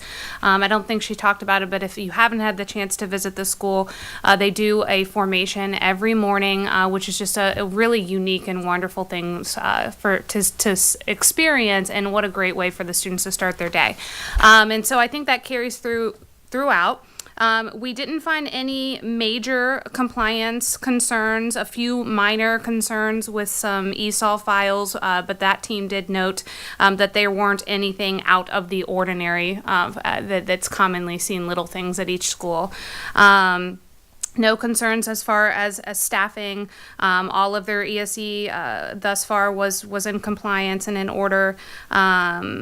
And they have a very strong governing board. I know they have representation here today and have historically had such. A lot of our charters do struggle to find participants for their board. SMA, that is certainly has been a strength of theirs. No concerns with any financial audits, clean audits thus far. And again, minimal concerns from the CRC at this time. I can just Go ahead. Yeah. Let's talk about their accountability. Yeah, just to mention with accountability, the as you saw, the history is there. The one thing we've been discussing and you just addressed is acceleration. So with their graduation rate, that is also a lag variable, has been wonderful. But the acceleration piece is something that I know we've discussed before and that you'll be working on. And of course, we will support in any way we can. Great, thank you. This is an example to me of where choice just excels. Your work is entirely different. Your culture is entirely different, and yet you're a public education, and I love the fact that families choose you for all their reasons. And I've been to the formation a couple times in the morning. They're amazing. And you do have great school spirit. My only concern is I've seen the decline in the grades over the last couple of years. I know we all struggled after COVID. So, but as we've done for ourselves, there's only so much of a grace period that we can give ourselves for COVID, and then we have to get back to business. And it sounds to me like you've addressed some of that. But as I mentioned earlier, I think, and I've seen it in our own school district, or like in our non-charter environment, I'll call it that, where we've changed programming. We think it's teachers. And we keep going round and round. We have incredible teachers. We've had great programs, and in our lowest quartile, which always includes Title I and free and reduced lunch, there's a common denominator that somehow we think we're not doing enough literacy or we had the wrong program. I think there's other support work that we have to bring our families, and we have to provide so that students come to school every day ready to learn. I think you have great structure. I think all of those things, but I'm sure you're challenged the same way that we do. Sometimes kids are just not ready to learn because of what's happening at home. So those are my suggestions of where I think you can look to see. It's not always the literacy. I've met your teachers. I've spoken to your kids. But I've also talked to a lot of families, and like our Title I families, they're struggling with lots of different issues, and we have to try. The DOE isn't going to do it, but we have to find ways to support our families so kids come to school every day ready to learn. I couldn't agree with you more. I'm also focusing on those highly qualified, highly effective teachers that engage. They know how to engage those students and really bring them into the fold and know that they care about them and excel in the classroom. Did you want to add to? I do want to address that also. As she said, I just finished my doctorate, and what I did my doctorate on was improving scores specifically at our school. And the three things that we have implemented this year are looking at our attendance, which is one of the big things, and I think we've increased it by 1%, which is pretty large. Also looking at parent involvement. So we've much more included parents by coming on campus, having spin nights, having open house, having times when parents can come on campus. And the other one is relationships between teachers and students. So the Leader in Me program has really increased that relationship. We've seen from PM1 to PM2, when you look at it, a large percentage increase from PM1 to PM2 in our math department due to some of those things that we have implemented this year. So I agree with you. There's more than just literacy. There is a lot of other things that we are working on. If I may add to that, the board has made a commitment to bring our compensation schedule to mirror the counties. So that we understand that student achievement begins with quality teachers and professional development. We've charged our staff with that. We're going to hold them accountable. And the board, by the way, when I came on the board 5 years ago, I think there were 3 former military on that board. I served as a Marine officer for 7 years. We had a lot of career people. We've now brought 12 of 13 are former military, including 2 general officers, several Oscar Sixes, full colonels, and that is a quality board. And I've served on a number of boards. I mentioned that I served on your board. I've served on a number of university boards as a chair and at FAU, USF, Eckerd, New College. I'm going to say that I've never served on a board as good as those now sitting at USF. These are men and women who understand commitment, they understand quality, they understand support, they understand sacrifice. So I look to the future, and now with our ability, I'm going to be rather candid on this, we're going to poach good teachers. And we're going to go out and continue. You're out of line, sir. And we're going to continue to provide professional development. We have been offered in past conversations wonderful support by this school board and by this superintendent, and we intend to leverage that. So you haven't seen nothing yet. Thank you. Ms. Marinelli? Thank you. Since I've been involved with your school since 2002, I can't say enough good things. And I know from the formation that you have in the mornings, it's not only impressive to all of us, but that's something that the community loves, especially your neighbors. The older population comes out on their balconies and listens to that, and I think that is just a wonderful thing that you start that with your students from day one. But I'm glad that you're acknowledging all the areas that need to be addressed, because it's the same areas that our traditional schools are addressing. And I've watched your trend of how your free and reduced lunch population has increased. So of course, you're going to have some backslides with that, but you address it, because that's what we're all here for kids. So I think it's really, and the relationships that you have formed with the community and within your school, I think are excellent. So I think when the old criteria, when charter schools were formed to be community-based, mom and pops, you were the epitome, because you offer something that the traditional public schools do not offer and did not offer. And you still fit that criteria. So I know you're aware of the areas that you need to address, and that's you. You're the professionals to do that. And I appreciate that you work with our district staff. You always have. And so congratulations. Thank you. Ms. Parker? Thanks. I just wanted to say thank you as a new board member for the services that you provide to our students, and particularly some of our most vulnerable students. And I see that as incredibly valuable, what you bring to the community. So I wanted to thank you for that. I would love the opportunity to come visit if you'll have me. Thank you. And I was particularly impressed with the care and concern you're showing to that lowest quartile of students. I saw you were putting in the high impact teaching strategies. I always think that those are really important. I would love to see more cooperation, give and take between all of us, because I think we all bring something important to the table. And so I would love to see your faces at impact reviews or data chats or whatever. That'd be wonderful.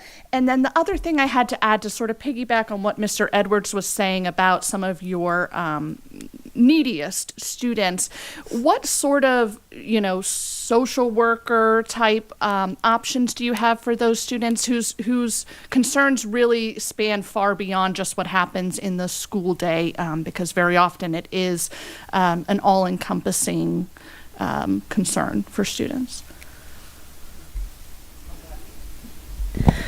We do contract with a school psychologist, and we have both on both campuses, school psychologists, also the youth mental health training as well, and then utilizing our community services, reaching out to the families and the community services to see what is available to them.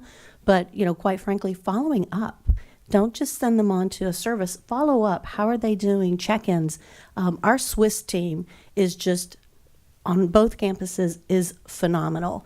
And that's part of what our graduation rate is so high, because they really hone in on what are the needs of our students, what services and supports can we put in place. And quite frankly, we're small enough. We know our kids. I can walk down the hall. I know the students. We can see on their faces if they're struggling a little bit. This is off topic a little bit, but we pulled a student in last week to let him know he passed, he can graduate. He cried, we yelled, we were cheerleaders. We had him call his mother. His mother was crying. Those are the great things that happen.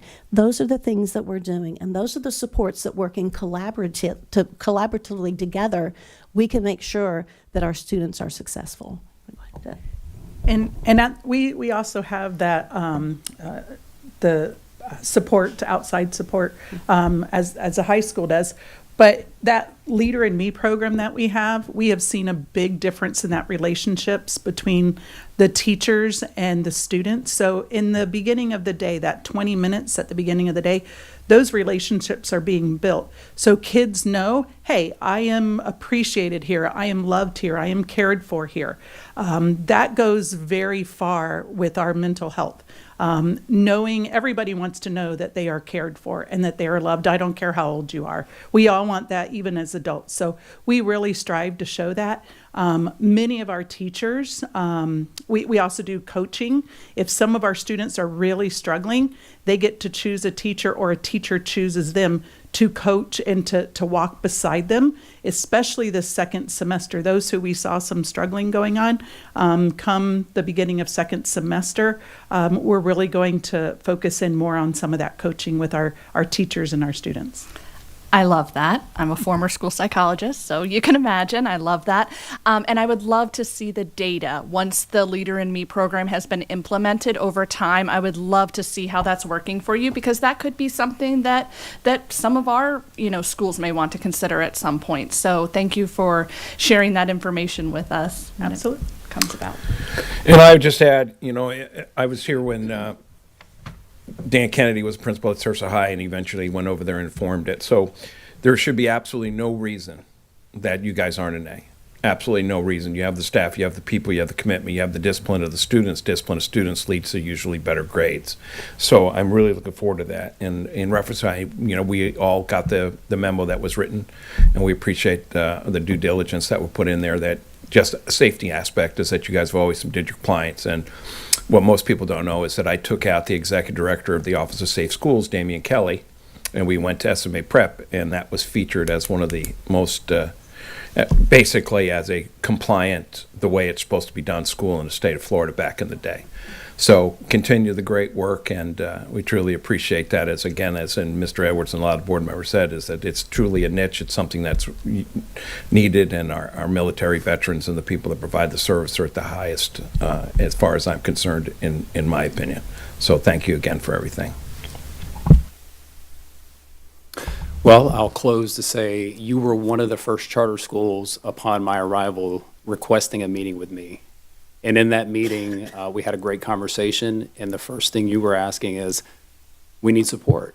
We need support with how we can increase academically in several areas, and we put you in connection with our team, and you guys have taken advantage of that. So I appreciate that, because this is in the spirit of school choice and the landscape of school choice. You offer innovative programming that I think is meeting the needs of a particular population of students, and they're thriving there. And that's a great thing. But I'll also say, I'll take you up on your offer, sir, that while we continue to raise the bar and you come to poach ours, I'll say good luck. Because we are doing some great things innovatively. And I'll just think it's appropriate probably at this time just to say to everyone listening that Sarasota County is in the game of expanding innovative programming. And we're coming to expand and to raise that bar, because I think a rising tide lifts all boats. And the more that we can compete collegially, that makes us all better. And so that's our warning shot, that we're coming for the innovation, and we're going to be the leader in that space. And we're going to do it in partnership with those who are in this room today. That's a new mission statement. Thank you. All right, Superintendent Connor, moving forward. All right, thank you. We'll dismiss, and now we'll have Island Village Montessori.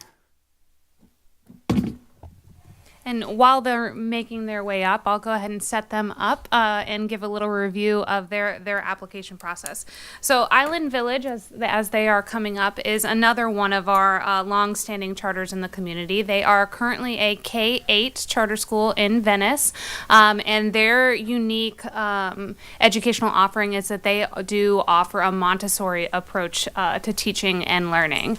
So most of in their younger grades, they do a lot of co-teaching and a lot of Montessori practices, which I'm sure they will talk about. And you will see in their accountability data that they have recently gone from a B to an A, which is certainly something to celebrate, and we're excited to see. In that, in the CRC write-up, there is a little bit of a continued concern with their ESE performance data, and we've certainly asked them to address that, and I'm sure I know that is an area that they are working hard to improve upon within their school. And outside of that, again, no major compliance concerns or findings at this time. So with that brief review, I will turn it over to the Island Village team and ask if you can please introduce yourselves and then begin with your presentation. Hi, and thank you very much for having us here today. My name is Jennifer O'Connor, and I am the head of school at Island Village. I have been lucky enough to be part of the Island Village team since 2003. So we can all do the math and find out that's a very long time. So I started as a teacher with my child, who is now 32. And I've been so fortunate to see the school grow in so many ways. We've grown, we've contracted, we've grown again, and I think we've got our sweet spot right now. We are K through 8. We have 527 kids. We think we're roughly at a good number. I'd also like to introduce my team before we get started.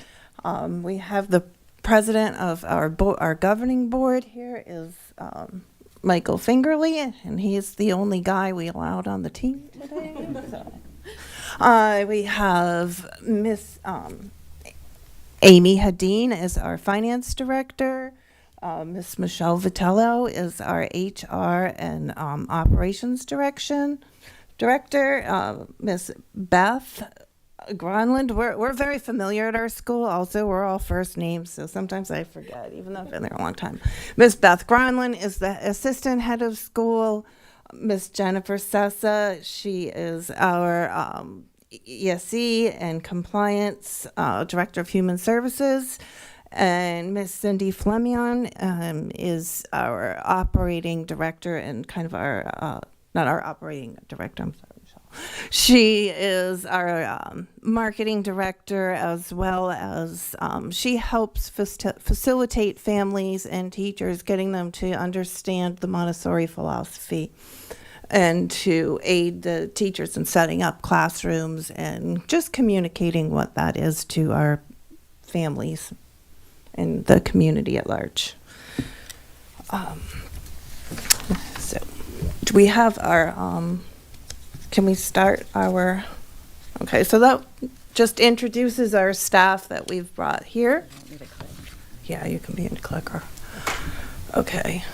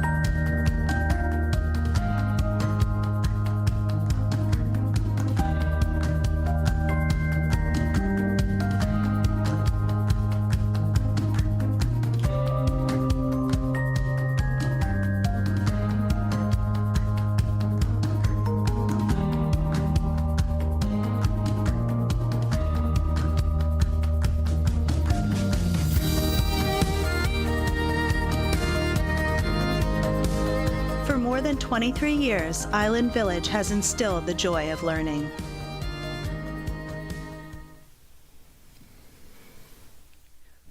So this video kind of gives us an idea. If anything, I'd like it to show that our students aren't tied to a desk. They're not sitting behind a desk all day learning, watching one person give information where they're kind of digesting it. Our kids are part of the actual environment. They are learning through running around, they are climbing trees, they are singing, dancing, and creating just about all day, every day, with some testing and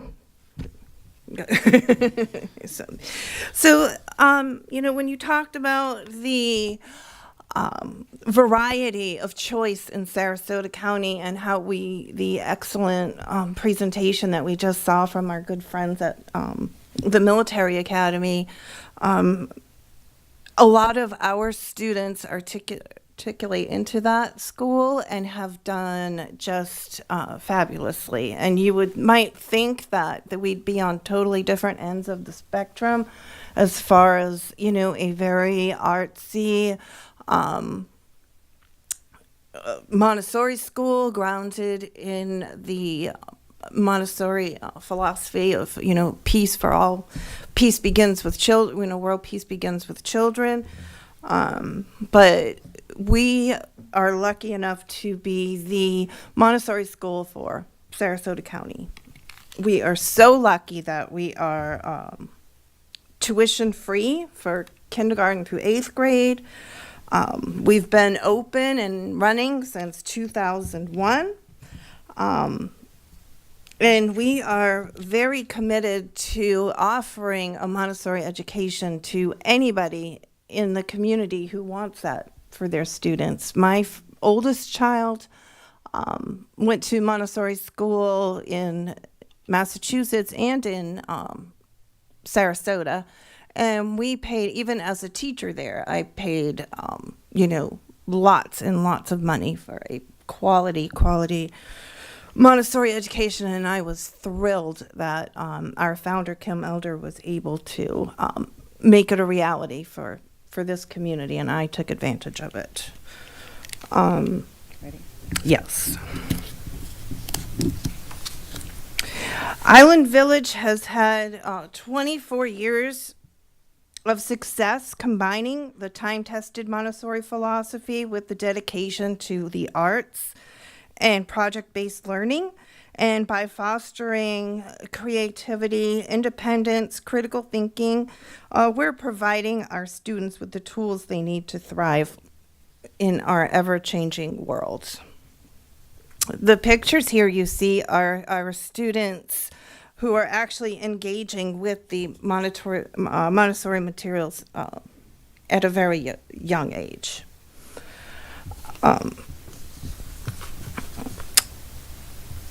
So Island Village Montessori has a very long history of academic achievement, of student growth, and community impact. Our graduates consistently demonstrate success in high school and beyond, and they are excelling academically and contributing as global citizens. Our inclusive environment and innovative practices have earned us recognition as a model in public Montessori education, and for the past 24 years, we've maintained strong relationships with all of our local families, the organization, and the broader Sarasota community, and that all contributes to a rich educational experience that we provide to our students. Okay. Yep. I'd like Cindy to, we have community partners. Our community partners are so important. They do contribute money and funding for specific projects or just to enhance our classroom experience for the teachers.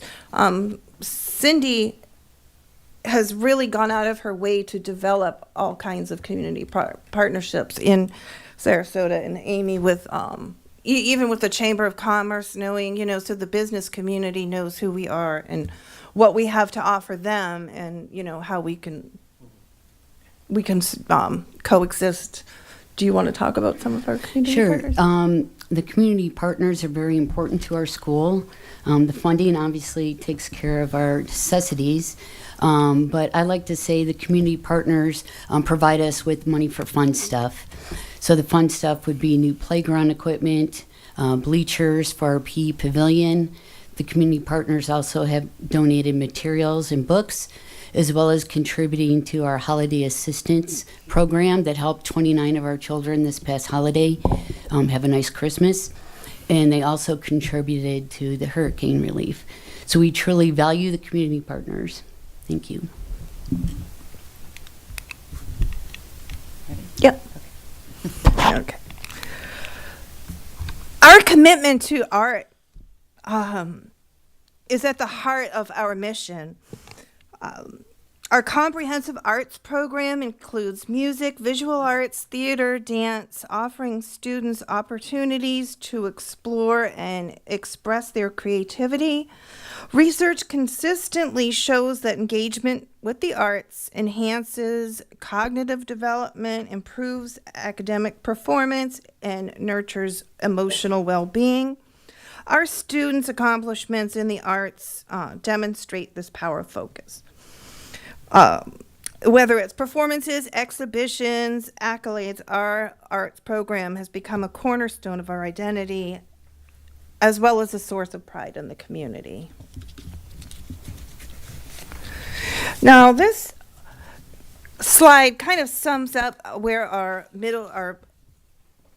K-5 is very much a blend of Montessori principles and philosophies, as well as using the hands-on materials, and follows much more aligns with what you would think of as a Montessori program. As the students mature and enter into middle school, we enter more of a constructivist, learning-centered approach that aligns with our Montessori principles. It emphasizes the hands-on learning and collaboration, self-direction, and this is where our students do take accelerated classes for high school credit. Our curriculum is very much project-based learning, and students engage in interdisciplinary projects. They address real-world problems, such as, in science, maybe designing bridges, or in social studies, researching local history, and participating in their own student government. And these activities promote critical thinking, creativity, and a sense of community contribution. Now, we also participate with our caring school community, which every classroom participates in, from our preschool, our private preschool, to kindergarten, and then through 8th grade. And they will spend about 30 minutes, 20 minutes homeroom period. Jen, do you want to explain a little bit about what they might do in what caring school community week would kick off like? The Caring School Community is our social emotional learning for the students. We implemented the program it was pretty probably after COVID, when the kids were not communicating with each other, and the lessons involve different social skills, focusing on different things that the kids might face day to day, how to have conversations, how to ask for help, common courtesy, and all of that. And it's just to give the kids a focus on social emotional issues that might affect them. And then in middle school, they talk more about issues that are affecting middle schoolers at this time. So we have a little bit of a focus on that for them. Thank you. So there's just some pictures of our kids. We have the safety patrol. You can see different STEM projects. They have their cross-country team. We're starting to build up a sports program again. We did use some of our ESSER money to build a beautiful PE pavilion, and hopefully get some more funds to put the cover back on that was ripped off during the last hurricane. But we have been enjoying that quite a bit. We will get the cover back on it. But, having that outside space, if I know that Mr. Edwards has been to our campus, and we are very happy to have him. I remember the kids asking him if he was the president. Maybe someday, I said. But the campus itself is located very central, North Venice location, and it has about 12 acres. We use all those 12 acres. Our buildings are placed in ways that promotes exercise. It promotes just being outdoors, seeing the nature, counting how many turtles are in the pond. That's often a strategy that I use to get kids back, kids who needed a break back into the classroom. We count how many turtles are in the pond. We count how many eagles we can find in the sky. All of the things that we can see in our own beautiful naturescape that we have right in Central Venice, or North Venice, actually.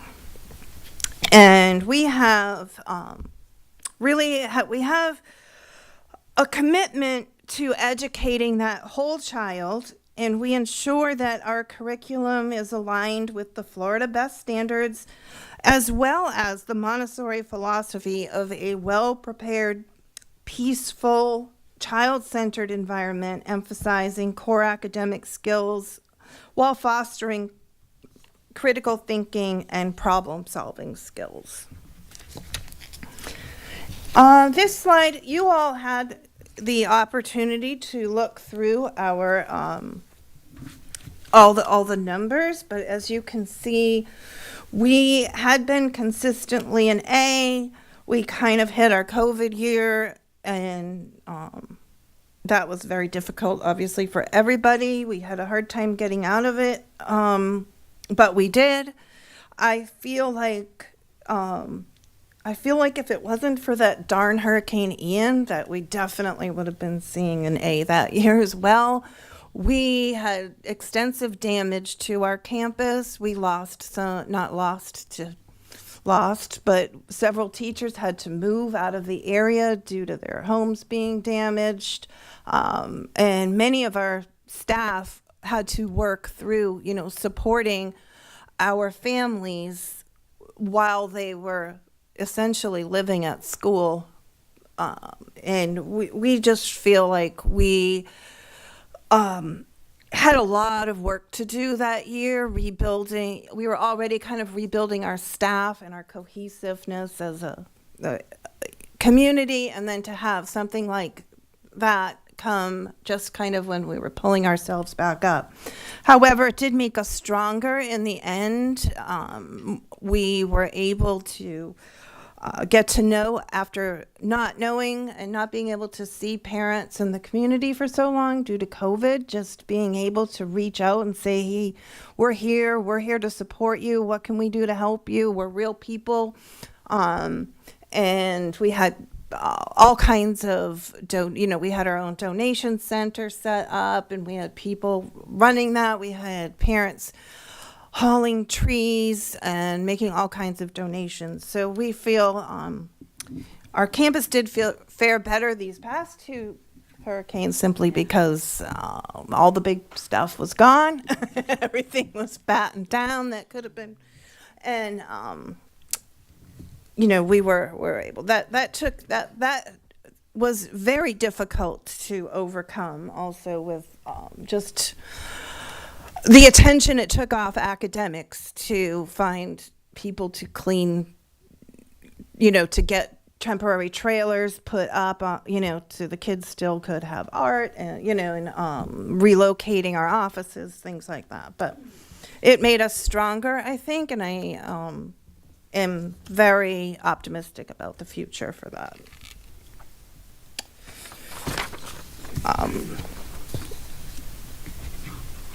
These can see a rundown of our assessment scores. We would like to see improvement in our math and reading scores, as well as our bottom, to emphasize work on the bottom quartile.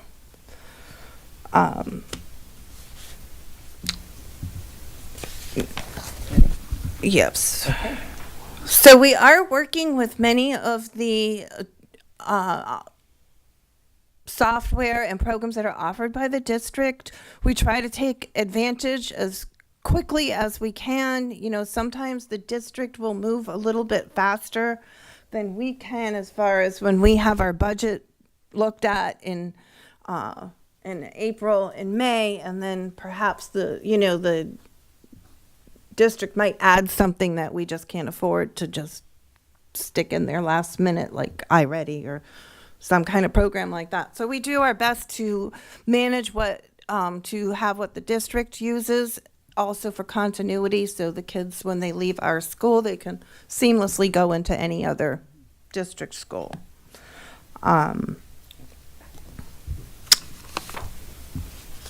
think, in closing, we just ask for your continued support with our partnership. I think that together, Island Village, that you can ensure Island Village remains a place where students not only develop the skills to succeed academically, but they're also creative, they're independent, and compassion to lead meaningful lives. So please, we are just asking for your support for our next 15 years to educate the students of Sarasota County. Thank you. Thank you, staff. If you would go ahead and give us an update like you did with SMA. We did that at the start. Yeah, I mean, just any questions or concerns. I know you did it, but I I apologize, I ran out of coffee. Any board members with any questions or comments, please? Ms. Marinelli? Thank you.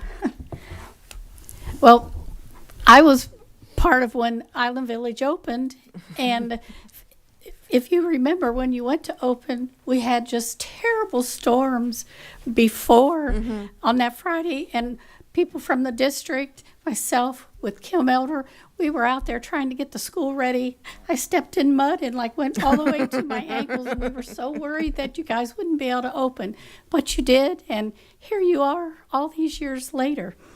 But for the public too, could you explain how you were able to bridge the Montessori approach to the state and the district standards? Because I know a lot of people don't understand that is possible to do, that it's a little hard, but you did it. So could you explain how you've done that successfully? Sure. I'd be happy to, actually. I think the more I get to talk about it, the better it sounds. Maria Montessori was a leading educational pioneer back in Italy at the turn of this last century. And really, what I remember her for is her belief in children and her belief in what children are capable of at very, very young ages. Maria Montessori was very passionate about world peace. She really didn't see borders. She felt very passionately that world peace was achievable through the education of young children, and that preparing an environment of respect, not just talking about the actual learning materials she used, but having a complete environment of respect for the children by the adult. The adult in the classroom, in a traditional Montessori classroom, is an observer. The adult is the person who is responsible for preparing the environment with every single thing that the child needs before the child knows that they need it. The teacher, which they didn't call teachers, they were called guides.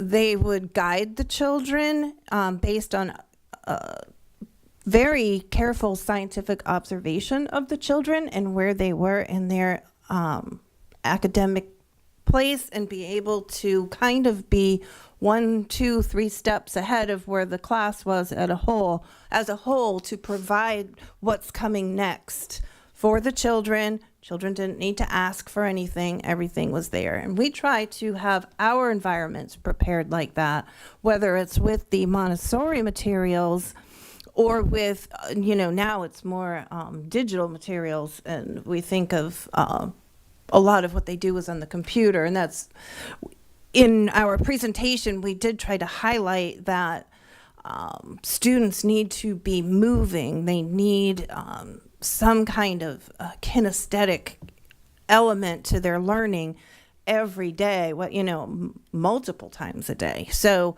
where, we have standing desks for the older kids, but the students will work on the floor. We come into our school and it looks like there's just rugs everywhere and, toys on rugs, but it's actually, Maria Montessori has, instead of using a desk, children prefer to be on the floor, so a rug is an actual workspace, and it defines the child's area.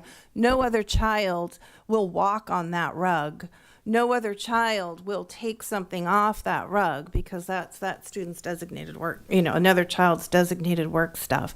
They refer to our materials as work, so they don't say, can I do an activity, or can I, everything to them is meaningful work. So you will also see some of our younger students are washing windows with a window pane, and they have the whole kit, and part of that is very designed intentionally, because they're going in like a reading motion, when they're going left to right, top to bottom, a lot of those things they're subconsciously adding these. So when the children get to be in, third, fourth grade, you can really start to see where that background catches up.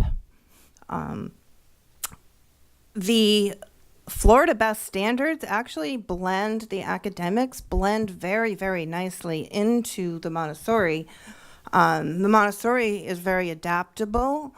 I would say, especially with the math and the early phonics, is where we're lucky that we've adopted some of the same that the district is using, like Heggerty and things like that, because science of reading is definitely where we want to be with the students. Montessori does have a lot of focus on the phonics, but we really definitely want to be heading in that direction, because we don't want to stick to where somebody 120 years ago said, no, this is how we teach reading, and this is how we will teach reading forever. So Montessori was very innovative. She was a true pioneer for her time, and I think Montessori could blend with just about any curriculum successfully. Well, thank you, because I agree. So anyway, because being an educator, we studied and had to implement some of Marie Montessori's techniques. So thank you for that, which leads me to your ESE students in 504. How are you able to address their individual IEP goals or their 504 goals in all of that to make sure Well, that I'll just finish my last thing about how great Maria Montessori was as just a philosopher and a person, but she was actually one of the original special ed teacher. She was one of the first people who developed special ed techniques that we still use today. And as far as how we are addressing that at Island Village, I will let our pupil support person. So the classroom is very hands-on for the kids, so they can use a lot of materials in the classrooms, but I have ESE teachers. We have ESE teachers at every level. They either push in or they pull out to also give services that are directly related to the IEP goals specifically. So I have ESE teachers trained also in Orton Gillingham and different methods to teach the kids based on their individual needs.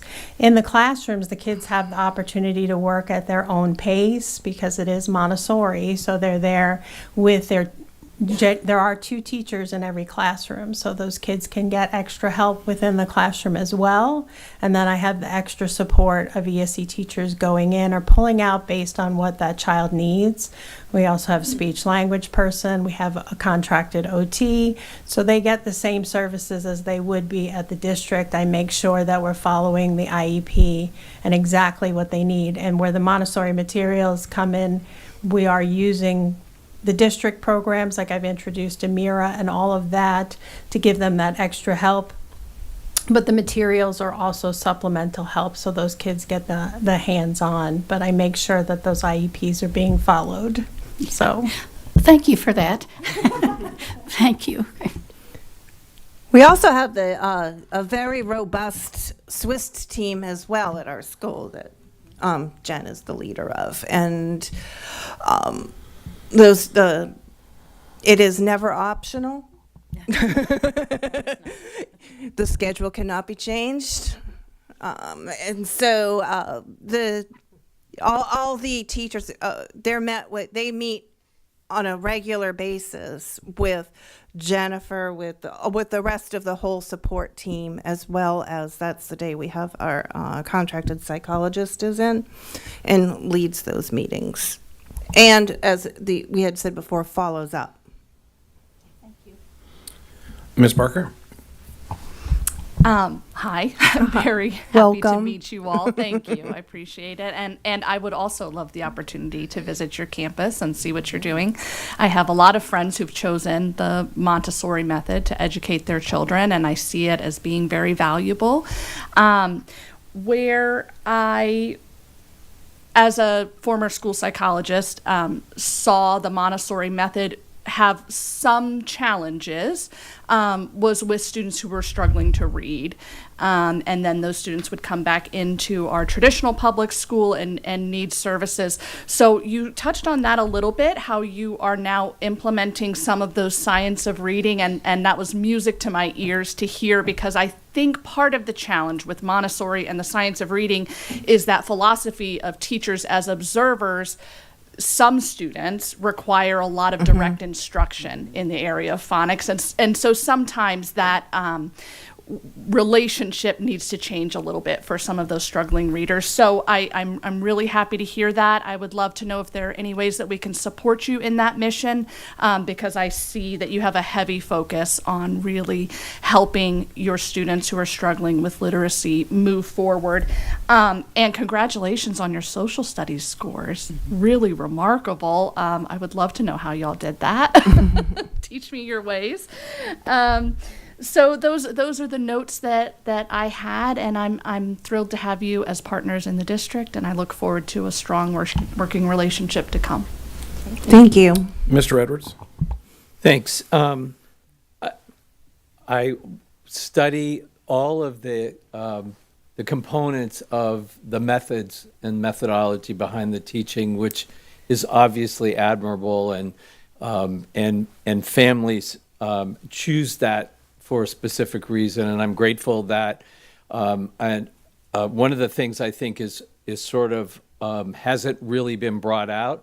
I do drive by the campus, and when you talk about damage, what you really demonstrate to me beyond the philosophies is an amazing resilience. The resiliency that the team that's sitting before us and your ability to recover physically at the school, but to ingratiate your families in that process is extraordinary. And I think that is the part for me that's reflective in that B to the A piece, that you guys all just locked arms and pulled through. And that is a methodology that needs to be complimented and admired. So I thank you for that. One question that I have, as I recall, your reach is not just local. So many of our charter schools are chosen because it's nearby and it's convenient and so forth and so on. Your charter school is different. You really stretch from one end of the county to the other. How is the transportation issue going? Awesome. Okay, that's that's all we need to talk about.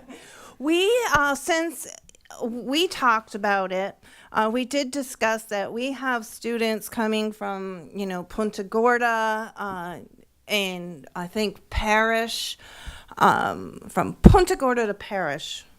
We have, and we've used different methods. At one point, we were contracting with the district.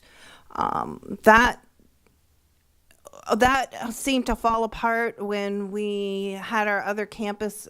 We had another campus way out on Clark Road, and it was just not manageable with the times. We had to be on like the 9:30 start schedule when we had kindergarten. So we then contracted with an outside couple of outside companies.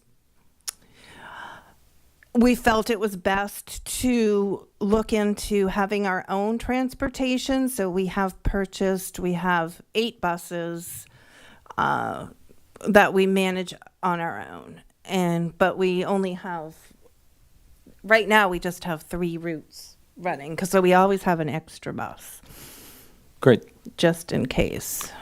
My last question is really for, probably can't be answered, but I'd be curious to see, have we, as they matriculate into high school, how well do they do? I mean, do we have any way of tracking that process to see how well the transition goes from the Montessori environment into our traditional public school environment?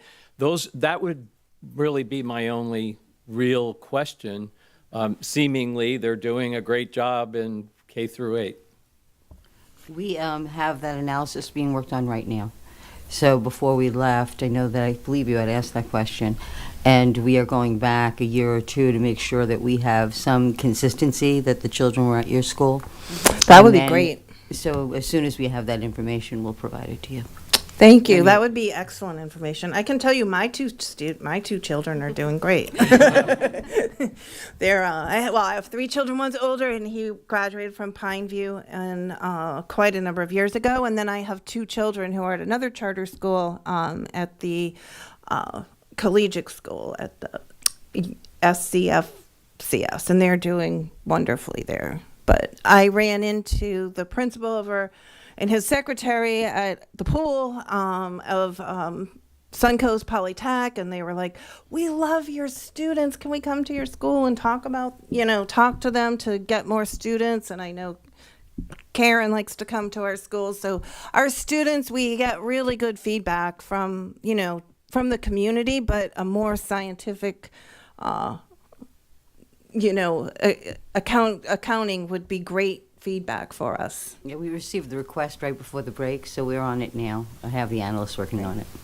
Excellent. I would love to see that. Thanks. It's come a long way. I was there, and I actually taught social media and its impact to the teachers as well as to the families there. The campus has come a long way from those initial couple of portables and no fencing and the house in the back and the playground. So I would say that it's a great and a continued success with the A score, because I know that again assists us at the district, is that we want to make sure that every single child gets the very best education, no matter what it is that they are performing, so that, as I say in Sarasota, that we should always lead and never follow, no matter what it comes to, including to charter schools and the education that they receive. So thank you for all of that, and truly appreciate it. Mr. Connor? Yeah, well, thank you for the presentation, and I would say a couple of suggestions as I look at some of the things that in your data, and I say this as a collegial partner in the work, and knowing that we as a school district don't have all the answers, but we've made a lot of strides in the last year with our ESC data. There's a lot of work that's been done as a result of a review that we did, and a lot of focus and attention on that, and I noticed that's an area for you as well. So we just, I would suggest that if you want to partner with us, challenge you to reach out to Ms. O'Day, and we can help work with you on that as well, as we continue to work on it ourselves, as well as your bottom quartile. Bottom quartile can be a challenge for any school, and it is for us, but I think we've got some strategies in terms of what we're doing through our impact reviews that could be of assistance to you. I noticed that you are identified through the state as targeted support for ESC data, and we've been able to eliminate almost half of our schools in 1 year. So that's why I say, while we're still cleaning up our house, we also know that you're a part of our house, and we want to help you as well in that piece. Thank you. So, and just lastly, I know you're not one of the school districts or charter schools that participate in our district comprehensive reading plan. So I know you may have a good approach to that, not suggesting that you should be, but if that's something that you want to take a closer look at, we'd be willing to work with you on that as well. So we appreciate the innovative programming, as that's something that we don't currently offer in our district managed schools currently. But as I said before, we're looking at being innovative and expanding programming as well. So we may look to you in that partnership of how we can expand this offering far and wide. I'd be happy to help you. Thank you. And our teachers are off limits. So So are ours, mister. Whoa. So are ours. It's a one-way street here. Thank you again for the presentation. It was very, very informative, and thanks again, and keep up the A mark. Superintendent Connor? Yes, I know we've been sitting here for a while. Do you need a break? Are you ready to roll to the next one? I'm Very good to go. All right. Yes, sir. So next up is Dreamers Academy. Thank you all so much. And while the Dreamers team makes their way up, I'll go ahead and set them up as well, sir. So Dreamers Academy is not here for renewal today. They have a unique request in that they are looking to actually amend their current contract to expand the grade levels that they currently offer. So Dreamers is one of our newest charters in the community, just recently opening in 2022. They have continually added grade levels and are now at K5, which is what their original application and contract was written to. They are here today because they love their families and their students, and they would like to offer the opportunity to serve them through the middle grade years. So they have also provided a short presentation for you to discuss their plans and their proposal. If this is to move forward, it would also come forward for a board vote. But again, we wanted to present that to you today. So as a part of this process, we also asked them to provide us with a written proposal. And the CRC team did a brief review because it's not a full renewal. But we did do a review and just wanted to highlight a couple things. They are a Title I school. They're one of our 2 Title I charter schools. Currently have just over 500 students. We only have 2 years of accountability school grade data on them because they are so new.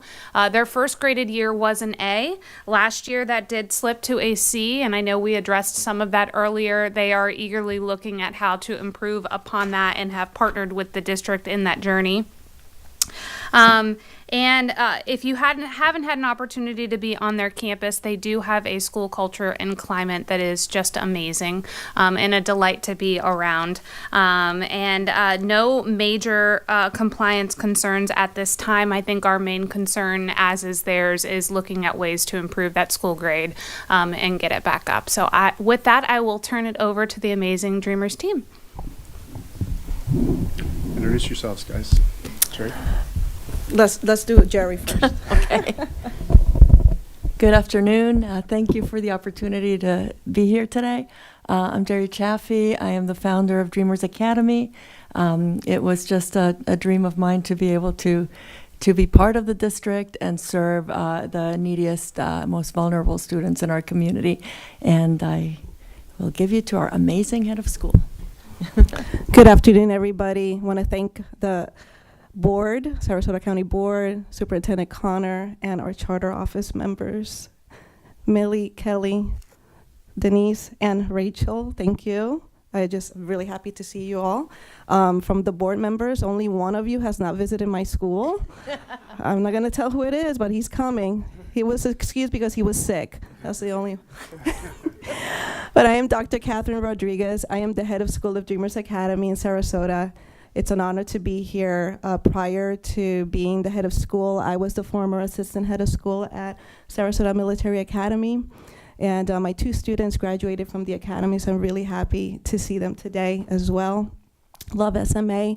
Prior to coming to Florida, I was a clinical health psychologist and counselor. I did counseling before I was in education, and just had a change of careers. I had babies and I wanted to be with my babies. And I loved education and the part of counseling, which is also educating people in mental health, and decided to be an educator and got certified. I taught Spanish, social studies, and I also was a school counselor. And I was part of the founding team of the first dual language school in Delaware for English and Spanish in 2011. And so my dissertation is preparation of dual language teachers. So I just wanted to give you a little bit of history there. There you go. And I noticed we don't have the presentation isn't up. I'm Tom Chaffee, thank you. Chairman of the Board of Directors of Dreamers Academy. Private equity venture capital professional, so I am not the educator here. I am known most throughout the county as Jerry's husband, which all of you probably realize that. So first thing I wanted to sort of hit from the board perspective is an overwhelming thank you to Superintendent O'Connor and to Ms. O'Day. The climate for the charter schools and for the district in the last, 19 months since you've been here? I can't, guys, thank you. All right. So we're working together as a team. The school district is now, it's no longer an us versus them problem. There has been historically, bafflingly so, an us for them versus them charter school, sort of approach. And I think that's, in many counties, I think it's well deserved because a lot of those are for-profit enterprises. They're hidden real estate deals, those types of things. The majority of the charter schools here are grassroots, are the way charter schools are supposed to be. So I think hats off to you guys for putting a great team together. How we got here, I think, is kind of an important thing before we dive into the presentation. So Jerry was at one of the district schools and was just volunteering, helping out. They tossed her into a classroom and a teacher took her and said, hey, these kids are really far behind in math.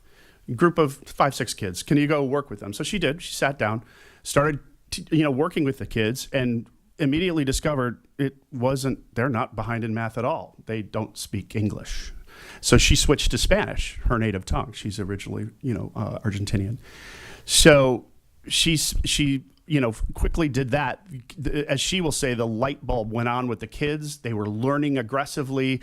Many of them were way ahead of grade level because in other countries, believe it or not, their math skills are a little ahead than our state standards. And so, however, the light got turned off pretty quickly when the teacher's like, no, we're not allowed to teach in Spanish. We have to teach in English. She was like, wait, what?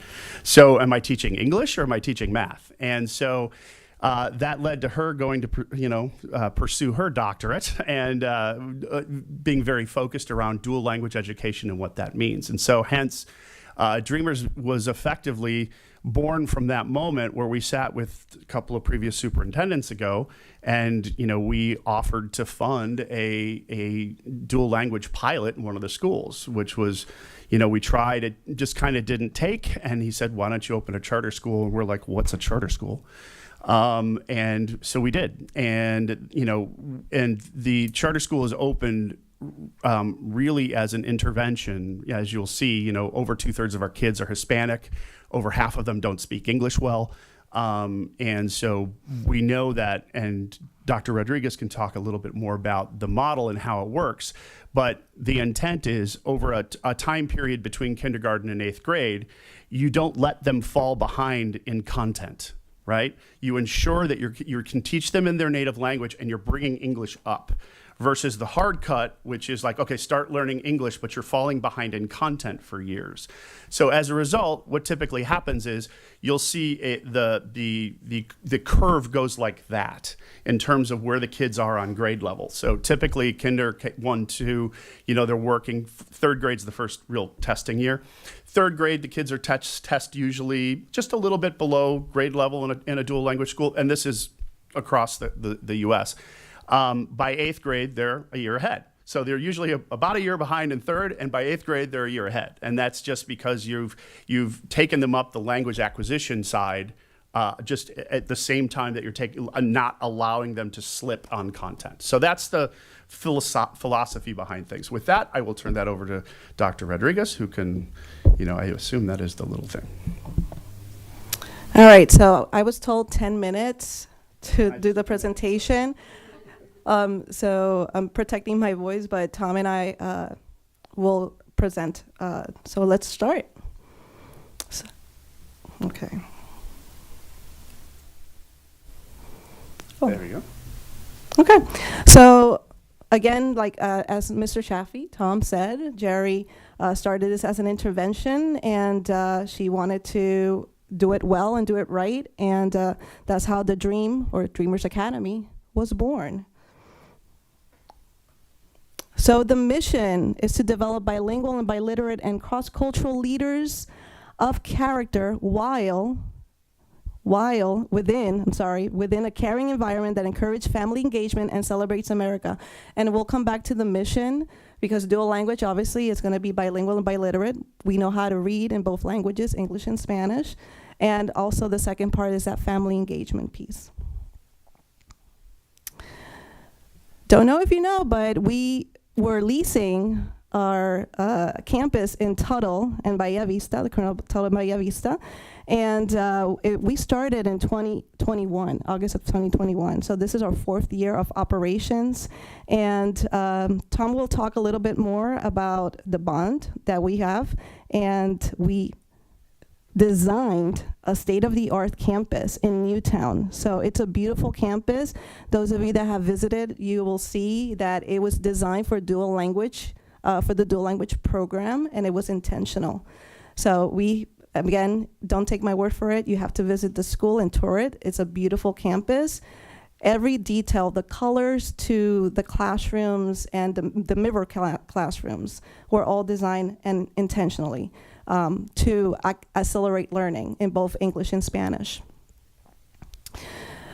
So again, we are a public charter school. We started in kindergarten to 2nd grade in 2021. We have expanded by adding a grade, 108 students per year, and that starts in kindergarten. This is the first year that we have 2 cohorts of 5th grade, and we want to expand. Why? Because parents want to expand our dual language program. We currently serve 532 students, and 95% of our teachers and administrators are multilingual, bilingual and multilingual. Some of them know 3 languages. Do not worry, most of our teachers come from out of state. So no worries there. And again, 60% of our teachers have graduate degrees, and again, 100% of our teachers are certified. We love our teachers, and you're gonna see a lot about that in the next slides. But I wanted to talk about demographics since I've already heard kind of like the questions here. We are 45% ESOL. These are students that are identified at ESOL. But we know that there's some students that could potentially be ESOL, but they're not counted. So we are 72% Title I as well, 10% ESC.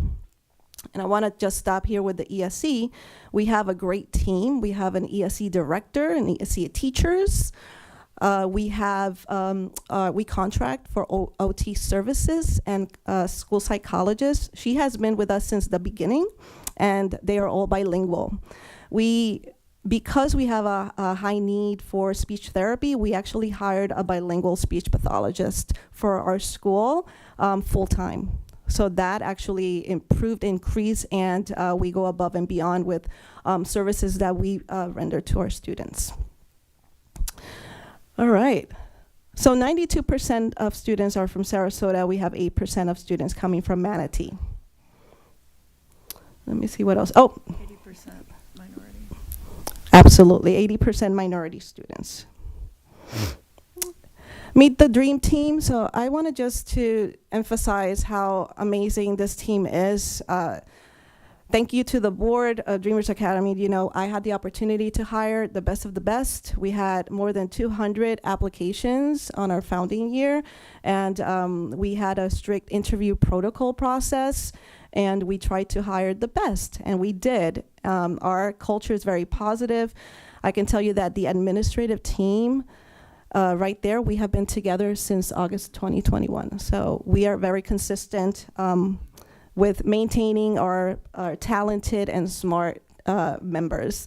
So again, the teachers are amazing, staff from facilities, paraprofessionals, specials teams, everybody is just amazing. And we do have a very positive culture. So guiding principles for dual language education are based on 3 pillars. The pillar 1 is bilingualism and biliteracy, again, teaching in both languages or content areas.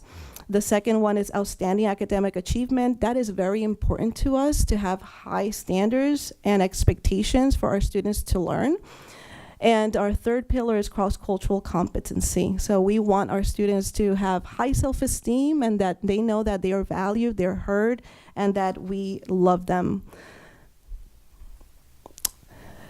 Some of these benefits and how it works, you can also research yourselves, but I just wanted to present some of the instructional, part of the instructional model. We are a 50-50 model. There's a couple of other models but we are 50-50, which means we allocate language 50-50. Most of our specials are in Spanish because we know that English is a dominant language, so we expose the students gaining more Spanish time in specials. And we have an A-B schedule. So all students have 2 teachers, one that teaches all content areas in English, and the next day they switch and they have a teacher that teaches all content area in Spanish. And of course, we have our curriculum is bilingual, and we know that the benefits, and again, we can research the benefits. For me, is a happy child is a child that learns. For me, was making sure that our school was a happy place for our students, that they will come and they will feel like they're safe. They can make linguistic risk when they're learning another language. And I think that that's part of why this dual language immersion program works. The next thing is, of course, the commitment of our parents. It shows that dual language programs, there's a high commitment or superior commitment from parents. Parents that want their kids to learn other languages, they're really happy with the program, and therefore the value of the language is there, and students go home and they know that it's valuable to learn other languages. We have students that are bilingual and multilingual as well. Some of our key accomplishments, really proud of this. Our Innovative Teacher of the Year, Senora Ortega, really great. She took our students in math from 3% to 82%, so she got it. 100% of our teachers that are retained, that we don't have turnover. We actually retain, and we want to grow our own teachers. We have paras that become teachers, and we maintain our effective and highly effective staff members. We don't want them to go anywhere, and we want to keep them. So I know for a fact that if we're going to spend 8 hours a day in a school, we make sure that that school is going to have the best school environment for everybody. Not only for the students, but for everybody. And then we have an amazing parent-teacher council. It's just, they're just one of the pillars of Dreamers Academy. We just really have amazing parents and families that are committed to the mission and vision of Dreamers Academy, and they want our school to succeed, and so do we. So we, again, have the best PTC that we could ever wish for. And again, I just want to stress there is a strong demand for the program. So talking about innovative programming, there is room for growth. There is room for more dual language programs. There are students and families that are waiting for it. And we, Dreamers Academy is special because we do provide that unique dual language program for our Newtown students. Just wanted to give you a couple of things. We did get a $105,000 grant from Impact 100 SRQ for our Biblioteca Tech Center, our library, and our students are just having fun with that. So I just wanted to share some of the things that we've done with grant writing. We do a lot of grants, and we get funding from grants to do things like that. Our library, we also have started an initiative called Familia Connect, which also connects to our family engagement mission. And with Family Connect, we provide workshops during the evening, we provide library nights for our families, and we do a lot more events, and we partner with other nonprofits to do workshops at our school for our families. And we have families that are learning English and Spanish, and those are provided by other nonprofits. Some of our family and community engagement outcomes are here in this slide. We do a lot of things, like most of you, traditional schools. We have a lot of traditions now. We have cafecitos with Dr. Rodriguez, career day, principal for a day, grandparents day, things like that. We have our traditional literacy parade, storybook parade, our Hispanic Fall Festival of St. Jude's. And again, our PTC does a fabulous fall festival, and they do a lot of great things during the holidays as well for our families. We do have some teacher apprenticeship programs we're partnering with. We partner with SCF. Their teachers come to observe our teachers, and they do their hours at our school. We have some interns from other schools. Right now, we do have like a teacher intern on campus as well. Again, going back to grants, we partner with a lot of these unique nonprofits, like Parenting Matters and Selby Gardens, who provided a free membership to all of our families, and United Way Suncoast, which provided a grant for our after-school program for tutoring purposes. And we also started, and this is during COVID, our fabulous founder, Jerry Chaffee, started the national radio show Por Nuestros Niños, and that is really have been impactful for the Hispanic community because they can hear a lot about different things in education in Spanish and through the radio. And I'm going to pass it to Tom because he can go really quickly. I took probably 10 minutes. You're fine. I can talk quickly. Mr. Enos, one question you had was, what is the break-even number? I have modeled charter schools backwards and forwards my life, right? 188 is the answer to your number. For K-5 is 188 is the break even.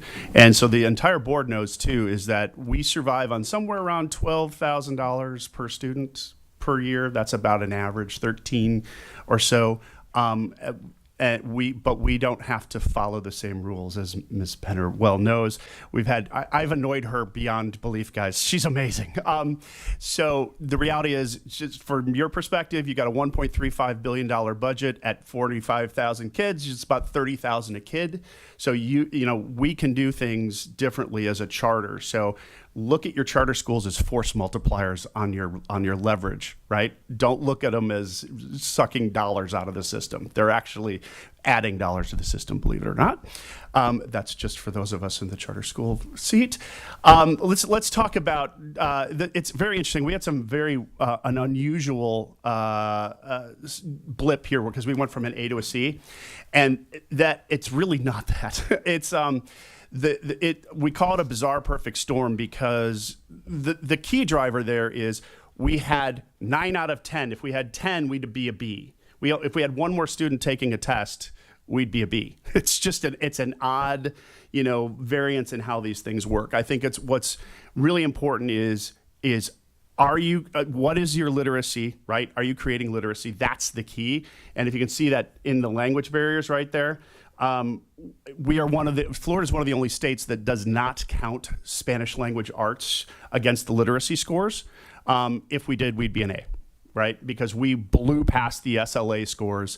So I think that's an important thing to understand is that, and this is where Ms. O'Day has been really helpful, is really understanding, like, let's pull apart these components to figure out how do we align what the dual language curriculum is doing, and get the grade, because it's doable, right? Even though, half of our kids don't speak English, it's still doable. We know it's doable, and we've kind of gone there. So here's our current PM1, PM2 for this year in ELA, which is a good steady, not as great as we hope it will be in PM3. Here it is in math. This should tell you the story of what this math does not require English language skills, right? So huge jumps forward, right? And that is what's happening. It's also notable that we actually made a mistake, and this was a legal issue. So we brought in about a third of the kids that tested that counted for our grade did not start at Dreamers Academy. It's because we came into Newtown, we had a bunch of people come in. We were under the impression that legally we had to take them. And so in a way, we did a disservice to these kids because we are if you come in fourth grade and have no Spanish language skills, you got 50% of your time is now spent in Spanish. We're trying to get them up the way. Now, our legal counsel had said we had to accept those kids. We got subsequent advice that said we do not, because we are a special school. We fall under an exemption that if they do not speak Spanish or have any Spanish language skills, you do not necessarily need to accept them. in the higher grades, right? So we can accept anybody in K and 1. We cannot, but to have someone, a child come in 4th grade who has no Spanish language skills, we are spending half the time they're lost. So these are things that we definitely we're engaging with the district on. We're talking through figuring out how to do it, but fortunately our legal counsel was like, no, you fall under an exemption for a special school, right, effectively. So that's helpful. Buzzing through, we're discussing the collaboration impacts. This has been, again, I can't underscore how important it's been. Now let's talk about what we're doing. There, you can see on this, Dreamers Academy is in the upper left-hand corner. That is where we are currently. We are about to close on the 12 acres directly south of Dreamers Academy. And you can see that there, and that is where we would like to build the middle school and continue the academics moving forward. We've already, everything is underway, right? We've engaged the appropriate resources to do so from development on. We've already sat in front of the Sarasota County, and they've looked at that. What is interesting about this? Okay, let's talk about something that's a little different. I'm going to address something that Mr. Edwards went straight at, and that is the non-school factors of education. Those non-school factors, we see it every day. We talk about, you may see that we are at 73% FRL. That's a headline number. That is who's actually signed up. We know for a fact it's probably closer to 90. The only question is how far over 90 are we? Our community, politics, whatever it is, they do not like to fill out forms. They do not like to be on the radar. They do not want to be found. So it makes it doubly hard for us to say, no, don't worry, this is not a problem. So we've undergone a campaign. Only 7 weeks ago we were at 60% or something like that. So we're trying to encourage them to sign up. So when you have a community that is in that 90% FRL category, they have some inherent issues in the non-school factors of education. And those are, food insecurity. I don't have clean clothes. I'm not being read to at night. I don't have books in the home. I can't tell you, at least once a week, we are taking money out of one of our accounts to send a kid to a dentist because he's got an impacted molar. So we're serving our community differently. We've begun conversations with the district. At the school, we will be doing a modified community partnership school approach where we will be building a separate building. And in there, we have partnered with the Department of Health, the Sarasota Department of Health, and Children and Families. We've also partnered with MCR Health, which is the largest federally qualified healthcare provider in this area of the state. So they will be putting in clinics. We'll be having all kinds of family resources, and it's called a Family Resource Center, that will help us address those non-school factors of education early on. And we've been talking about what's the after school look like, what's the the teaching that happens in that center, how can we work with the district, because where we are, and intentionally so, in the middle of Newtown, we're surrounded by all the Title I schools, the most impactful Title I schools. And so our intent is to bring all of them to the Family Resource Center and begin to utilize that as a center of gravity for the resources that these kids need to go beyond, and that includes everything from, parenting classes to helping mom get a job, right? These are the kinds of things that the Family Resource Center will be doing. So what we call a 2-generation approach, right? It's kind of an important thing. So that's the physical side of what we're doing. This is a map of all the disparate places that people have to go to get services. There is nothing in one place. If you don't have a car and you're trying to get an Uber to go get a sandwich here and go get healthcare here and go, it's not in one spot. And so that is an opportunity for us. We will be donating that land after we purchase it for the Family Resource Center. So let's talk about what that expansion looks like. It is a bottoms-up expansion because, as we said, we want to start. If you do not speak Spanish, we can't have you in after first grade, pretty much, because otherwise we're doing a disservice to that child. So we want to continue to be as much of a place where the kids can get assistance. So we definitely want to work toward doing more with what we call new arrivals. So new arrivals will come in here, don't speak English. That, we do very well with that population. And so as we grow, you can see that's how our terminal capacity should be somewhere around 1,000 students once we're done. That is the intent anyway for that. Good stuff. You see us probably in the news way too much. People are always coming out. I don't know why that is. Partially due to the, being juries everywhere. The family is everything in Latin culture. So it is hard for us because we have more demand than we have supply. And we're hopeful that we see this board voting to help maybe put in some dual language programs, maybe south, where there is a lot of activity. We have more demand than we can fill, guys, and we'd sure like to see it. This is what our applicants are saying, and this is really it. If you guys have questions, there you go.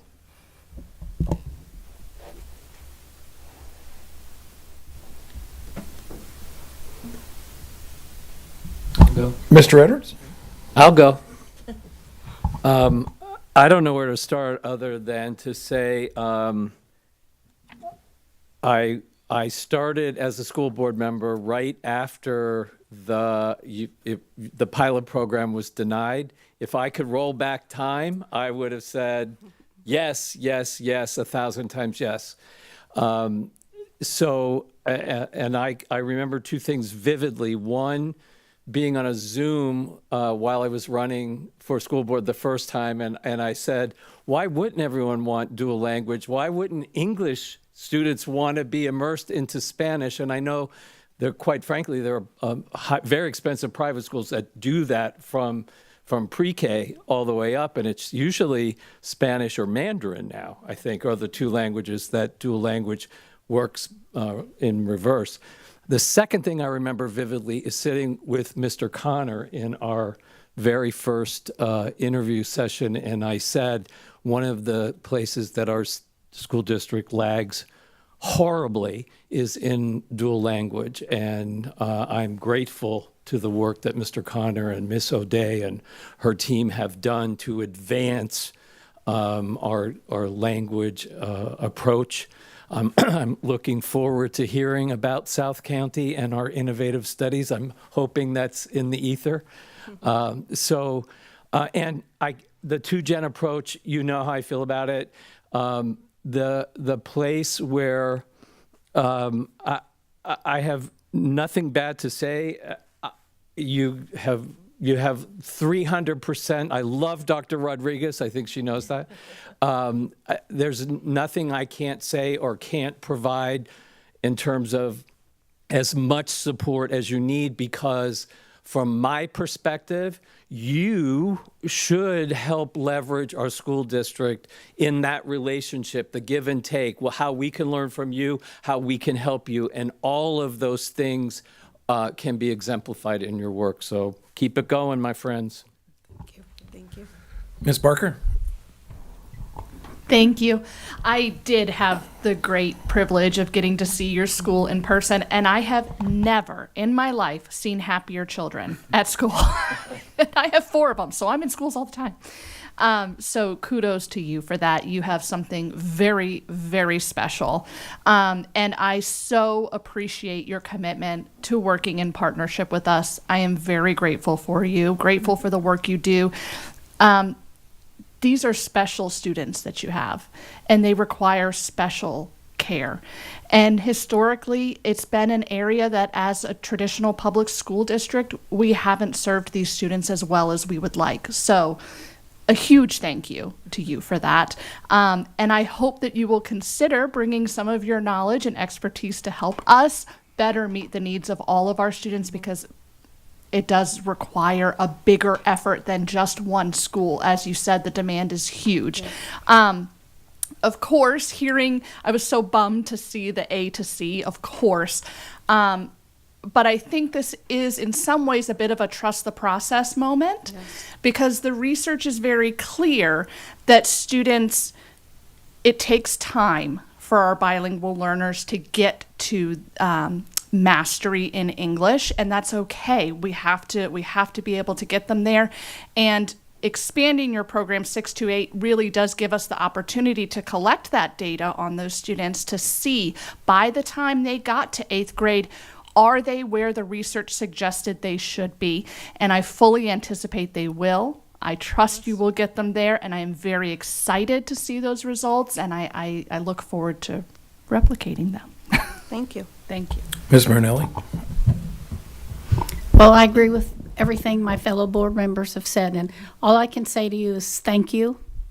Thank you for filling that need, and I really do look forward to you working with our staff to bring in some of the dual language programs into our traditional public schools and to continuing that partnership. But thank you so much for what you're doing for the students and the parents in our community. And so, you know, I still have the creeping crud that everybody else got 2 weeks prior to Christmas. And I still have it after everything that antibiotics and tequila that I've drank to try to get rid of the bug. No, just kidding on the antibiotics. But any which way. I will come out to see you guys. I have no issues in coming out there. You know, that whole community support mechanism has been out there from even when Emma Booker tried to do it on their campus with the multiple trailers. It never really took off in the community. So it's especially something when you go to Gosho, you go to Fruitville, you go to that end up there, the Gillespie Park area. I mean, that's something that is significantly has been in need of being able to do this, to be able to provide the education. So I will be there. I'm not sick any longer, so I will. Ms. Chaffee, I will be out there. Thank you for the 27 emails. No, I'm just kidding. But I will come out there, and it's definitely something that's needed. That's definitely needed up there. And you know, of course, I'll be supporting it 100% because that's a part of our community that we need to service. In Sarasota, it's been this way, unfortunately, for 45 years since I've been here. So anyway, so thank you very much. Superintendent Connor? Very excited about what you've shared here today. I know we met early on, and the excitement in that room, just we could feel it. The passion that you have and what you're doing in service of this community is hats off, and thank you for what you do. What I would say too, if we get down to nuts and bolts around, we want to get you out of the C, and the reality is you're 100 points from being a B, and that's a big leap, and you have opened your door to us. We have come in, we have executed what we call an impact review, and that's when our team comes in and just does some very clear observations about how we see instruction aligned to the standards and all. And I would ask, first off, how was that process? I know it can be grueling, but in terms of the process itself and then implementation since then, can you give us a little progress update? And Absolutely. Sure. From our standpoint, it's been a wonderful process. Again, we're like the collaboration. We're a very collaborative admin team and teachers, and we welcome the team to do it. We wanted to solidify what we already knew, and this gave us that push. It's like, this is the action plan, and we added all that feedback from the team. And not only that, tomorrow I think we have part 2 of that training, and then in a couple of weeks, then we have another meeting to look at the data and dig in that data. And we are just really diligent on the work right now. Our teachers are really working on that. It's that tier 1 instruction and gradual release that we're working on. We have amazing teachers, some novice teachers, some experienced teachers, and they're just really committed to the mission. They're willing to do the work, and that's the most important thing. So I think the process has been great, and I really look forward to the partnership, and I am guarantee I know it's going to be a great, not a surprise for us because we know, but it's going to be a great gain to improve that grade, because it's very deceiving because we're such an A. We're such an A, right?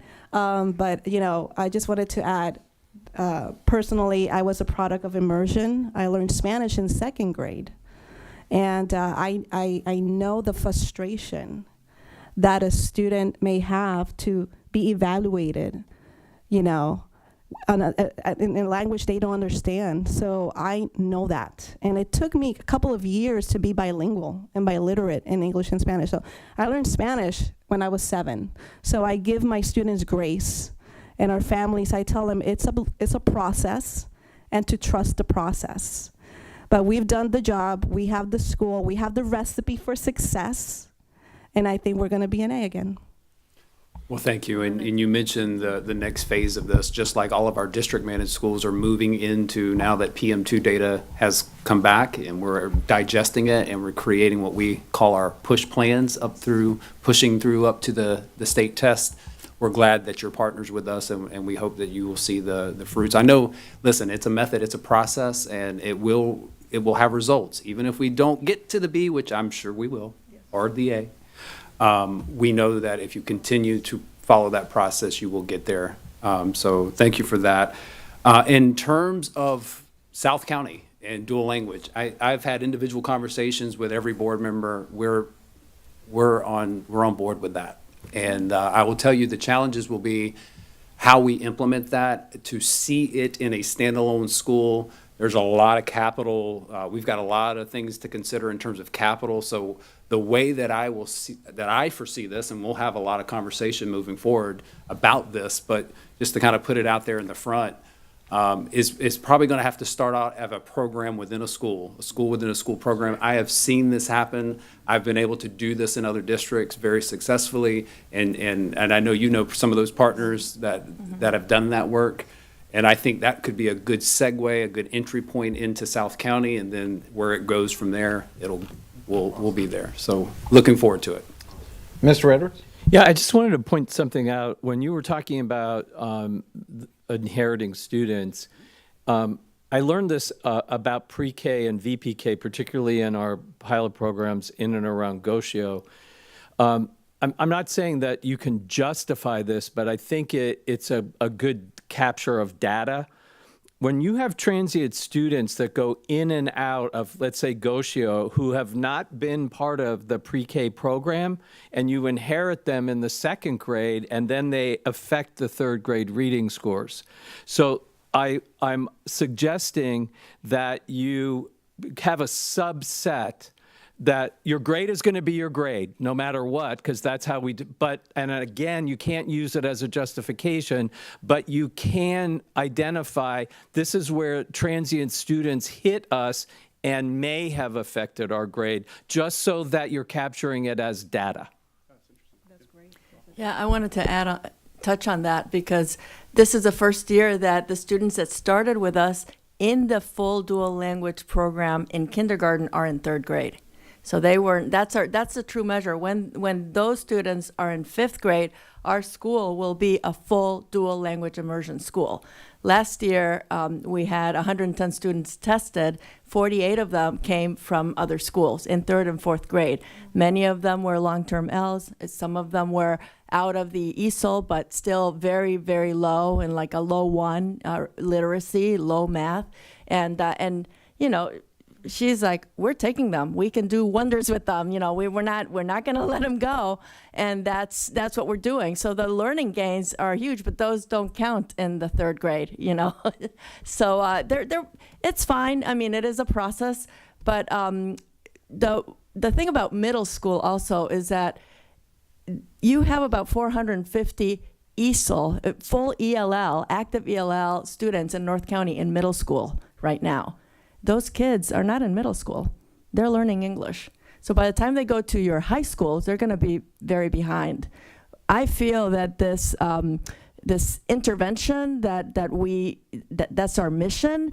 We can really do a great service to the district by taking the ELL students in middle school, recent arrivals, long-term Ls, and taking those. I mean, I think Booker Middle could be an A if they did not have students that are not learning in the language of instruction. They just don't know it. They're not going to catch up. So I'm very passionate about this, because I get calls all the time about what's the alternative, the bullying. There's things like that. There's certain students that are suffering, and I think we could do a really good job with those students in middle school. So that's one last thought too. for Dr. Rodriguez and her team, because we're sitting here beating her up about her C grade. One of the things that she's done amazingly, and the things that Mr. Connor said, was one of the hardest things to do is to teach the lowest quartile and get those up. We kicked ass there because, quite frankly, that's what the school is. It's an intervention. It knows how to deal with these students. And so that, I think that we don't want to lose that, but we want to gain the rest, I guess is the point, right? Well, I'd say in finality, I mean, at the end of the day, this is another example of where charter schools actually, where this is a niche that really is going to show and really showcase what that really means within the county for those specific students. So I again appreciate the presentation and what the staff has done and everybody. And do we wish to take a 5-minute break before we do them? Oh, Ms. Barker, here you go. Sorry, I'm usually very brief, but I have a lot of thoughts about this particular school because I love it so much.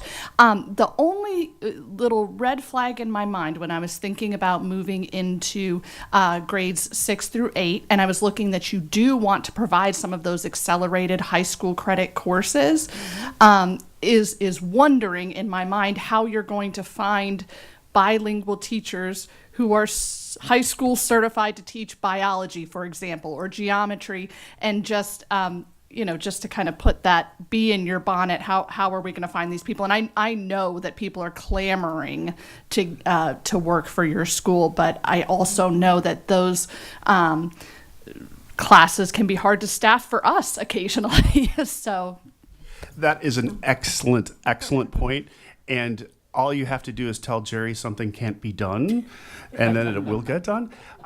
Honestly, one of the biggest advantages we have is Sarasota. For example, this one will go on Facebook, annoy everybody who's like in big districts like in Minneapolis, in Chicago, which have dual language programs, and say, I noticed it was 12 degrees up there. It's 70 down here. And she sends pictures of the beach, and she said, and talks to them in Spanish, and like, you grew up where there were palm trees. Why are you living where there's deciduous trees? Come on down. And that's how we have this massive influx, because we're working it differently. We don't put an ad out and hope. They're heading to Puerto Rico and meeting with all the universities in Puerto Rico in 2 months.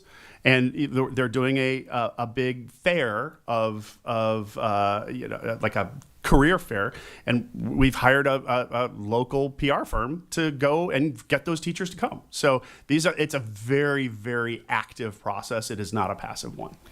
I want to add, I'm a recruiter at heart, so I can be very persuasive, and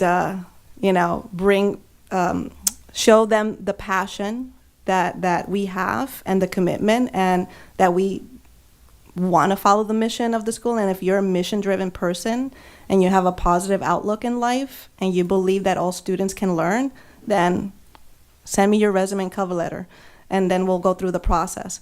But yes, so we don't stop. I mean, I don't stop recruiting. I'm always in search of the talent, and I don't settle. I think that's the key thing. Like, it is really challenging to seek teachers. And sometimes you have to trust that the teachers are seeking you. So that's probably why Dreamers is special, because it has a beautiful mission. And I think people that are looking for jobs or a teaching position look at, wait a minute, I'm hooked on the mission, or I'm hooked at what I see on Facebook, or whatever it's the case. However, and I think that's probably why I get my teachers to stay. And I don't have to look elsewhere, because we do have teachers from out of state that are searching for a dual language program, or searching for their own kids, for their parents. They're looking for the program. So to your point, yes, I just never stop. So that's our science teacher is a good example. Yes. So again, I go within. If there's a lot of commitment, and sometimes in our families, there are teachers, right? There's paras, there's people that want to be in education. So we grow our own, and we try to work with them. So. All right, thank you, Superintendent Connor. Okay, thank you so much. Thank you. Thank you. Okay, so now I'll ask, do we want to take a 5-minute break, or do we want to go into policies and procedures? Oh, five. Ms. O'Day said we had sorry, five more five more slides. slides. Sorry. All right, she's going to do it in really quickly. Thank you. Okay. Clicker. Start my time. Okay, so Jamal, I need our presentation. While they're bringing that up, obviously we had a great session with charters, ending with one of our stellar charter schools, Dreamers Academy, but moving into thinking about what's on the horizon and transitioning out of charter and really listening to what Mr. Connor has said over and over, wait, watch out, here it comes, get ready, and talking a little bit about what's on the horizon. So this can be a very high-level discussion, prepping the board and the team for what's going to be coming in one-on-ones and then more in-depth workshops as we break these things apart. But really looking at the core of our strategic plan. And one of the things that we haven't spoken a lot about is those innovative academic programs that are the vision of the superintendent. So 4.2, 4.7, and 4.11 are focused on that. And 4.2 is really looking at a very strategic partnership with Junior Achievement, which is a nonprofit organization focused on getting citizens, students, our human capital ready to be very productive citizens of global economy. They have packages of programs for every grade level that we have schooling for, focused on anything from career exploration to financial literacy and financial planning. A very business-oriented approach, but also very relevant and needed for our student population at this time. So this month, actually, we're coordinating calendars with all of our foundation leaders, all of our community leaders, to sit down and really discuss with the CEO of Junior Achievement what that partnership could look like on a very grand scale. And if you've ever heard of Junior Achievement, BizTown, and Finance Park, there are standalone facilities in Hillsborough County and Atlanta that we would really like to start dreaming big for the Sarasota area, not just our district, but then surrounding districts, and how that facility could provide that experiential learning and problem-based learning and entrepreneurship that we know we want to get them ready for as young as 4th grade, all the way up through high school. That's going to be a very big partnership that would require our entire community support to work towards and work on very aggressively. So you'll be hearing more about that. Artificial intelligence, one of our campuses, USF Manatee, Sarasota, is actually going to be the first college in the state that's having AI and cybersecurity. It's starting there. They're going to be hosting graduates and moving through that program for the first time, which is very exciting. They also have a collab lab that we're going to be getting involved with our Sky Ranch, which I'll talk about on the next slide, but really understanding AI at its appropriate level for the K-12 environment and landscape, but not shying away from that, because that is absolutely going to be at the forefront every day moving forward, that our students need to be ready and competitive and knowledgeable and literate in. So we're going to be taking deep dives into that. And as you heard, dual language absolutely serves a purpose. There's a lot of positive research. We have a population and a demand that it will serve. So we're going to talk about that program as well and how we plan to advance. But thinking right around the corner, we have Sky Ranch. One thing that's going to be a little bit different in the STEAM acronym is looking at A as agriculture. We will still provide the foundation of arts that our normal STEAM program would have, especially when you're going through accreditation. But an innovative thing we're going to be doing is looking at the agricultural side and how that ties into science and technology. Obviously, farming is not just milking cows and planting plants and pulling them when they're ready. There's a whole line of science, biomedical engineering, and what we use, what our environment gives us to create life around us, medications, technologies, and all sorts of things. Avoiding pandemics with certain things in our foods and animals. So there's a lot to explore there, and we have resources locally with the farm and everything that we've invested in that. So we're really looking at making that something very innovative at Sky Ranch, in addition to partnering with Moat around the traditional sciences and the UF Lassinger Center, because they're also developing some programming. I mentioned the Collab Lab that USF Sarasota Manatee has. They actually have a full-size human robot named Neo They have virtual reality equipment and very high-powered computers to train our teachers to better understand what those tools can look like and how we can integrate them into our sciences in our district. So we're starting that as well. We just met with USF before the break, so that's also very exciting. Again, these are just little teasers of what's to come in Sarasota County district-managed schools. Piggybacking on that JA partnership, there's a program called 3DE that is really focused on reimagining high schools. In addition to what JA already offers, this is looking at putting in units of study and a problem-based learning approach, problem-based learning approach with business sponsors within the surrounding area. So for example, maybe Raymond James is a huge business partner in Hillsborough County, so they may sponsor a 3DE program and assign an entrepreneurial staff there to run lessons, speak, provide resources, create that problem, and set students up to solve a real-world problem affecting their industry and organization. So 3DE is the three things it stands for is leadership, partners, and careers. And you have to really utilize everyone in the community as far as the foundation support, what big businesses are going to invest in our 3DE programs in our school, and you create that unit of study similar to an IB program, but it's focused on the business, global economy, financial planning, project-based learning around real-world situations. In our state, Pinellas County's the leader right now. There are programs in Hillsborough, but there's a lot more in Pinellas and high schools that are thriving and doing very, very well. So we're going to be looking at that, and we're looking at Wellham Park as being one of the providers for that, in addition to Riverview High School. In complement of that IB program, not everyone's an IB student, but there are other students there that would really benefit from something different. So that's something you're going to start hearing more about. And then dual language we talked about. Looking at where that's going to work. Mr. Connor mentioned starting a school within a school. There's a reason for that. We don't want to do anything outside of her capacity and not do it well. The staffing is a big thing, having high quality teachers, not just one, but two, and teaching really well aligned to the standards in not only English, but Spanish. So we want to do that really well and start small, and similar to what the team said about, you can't do a whole school. You got to progress through the grade levels. So we want to look at a strand.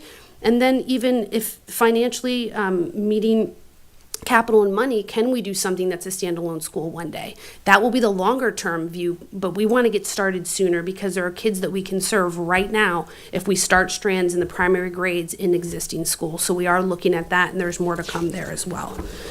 And lastly, Montessori is another area that we don't have a district managed school in, that we very well could do that even easier than we would do dual language. So we're looking at that. And then the classical model is actually one of the highest demand programs in the state and in the country.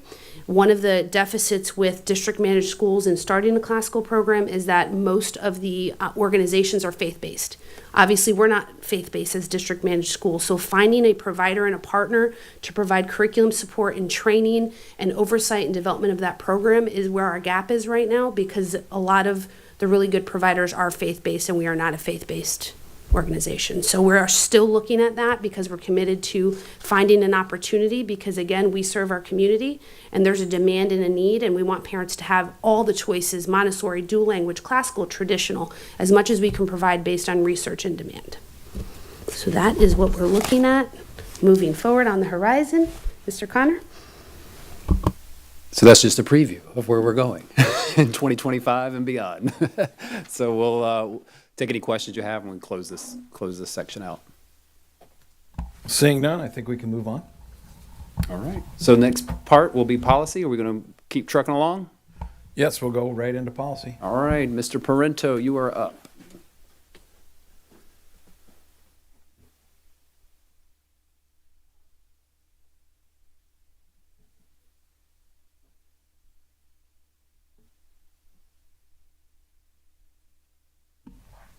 Well, I know it's not good morning anymore. I don't know if it should be good afternoon or good evening, but got some policies to bring forward today for review and ultimately hopefully bring these forward over the next month or so for adoption that we've reviewed over the fourth quarter of 2024. But before we get into those, I want to give you guys kind of a look at where things were and how things went throughout that quarter.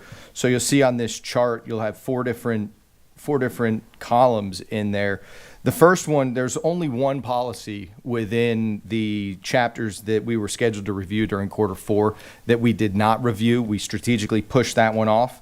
There are 22 that are in progress in some fashion, 11 of them that'll be before you today, and then 11 others that are still being worked on. We have 11 that have already been completed within the last year that didn't need further revision. And then we have 49 policies that were reviewed and were up to date with legislation, that were up to date with best practices, that we did not have to make any changes or recommend changes to. Looking back over the last rolling year, same type of thing here. We have 121 policies moving forward in quarter 1 and quarter 2 of this year that we know we need to review and make sure that we get eyes on. We have 29 overall that are in progress right now. We have 78 policies that have been completed within the last calendar year, and we have 114 that we've reviewed and didn't have any changes that were recommended for. So moving on to the policies that we do have recommended changes for, the first one is policy 2.24, collective bargaining agreements. This was revised based on previous statutory changes that collective bargaining may not preclude the school district from carrying out constitutional and statutory duties that were laid out. There are 8 of them that the legislature put in there last year, so we wanted to make sure that we have that added in there.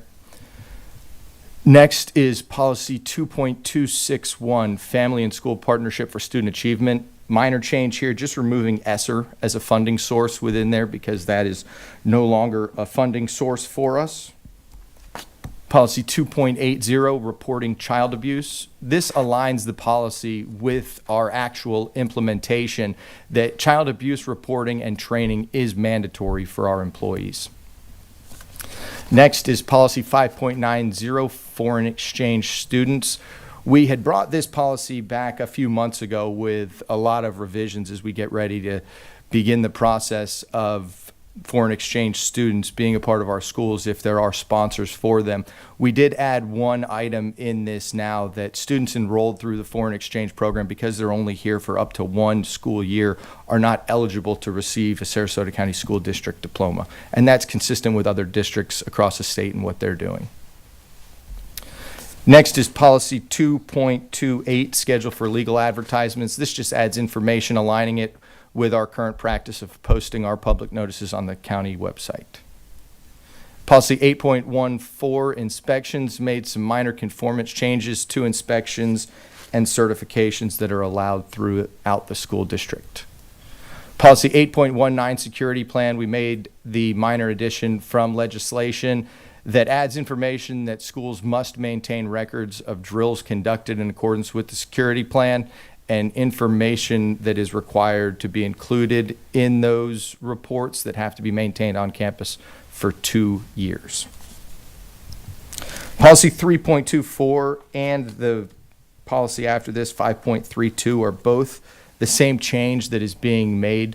Back in October, the DOE sent a letter to superintendents requiring that the Fortify Florida training that we're required to provide for students must also be made available to parents, and it must include the consequences of making false threats. This was back when there were false threats happening throughout the state and throughout the country.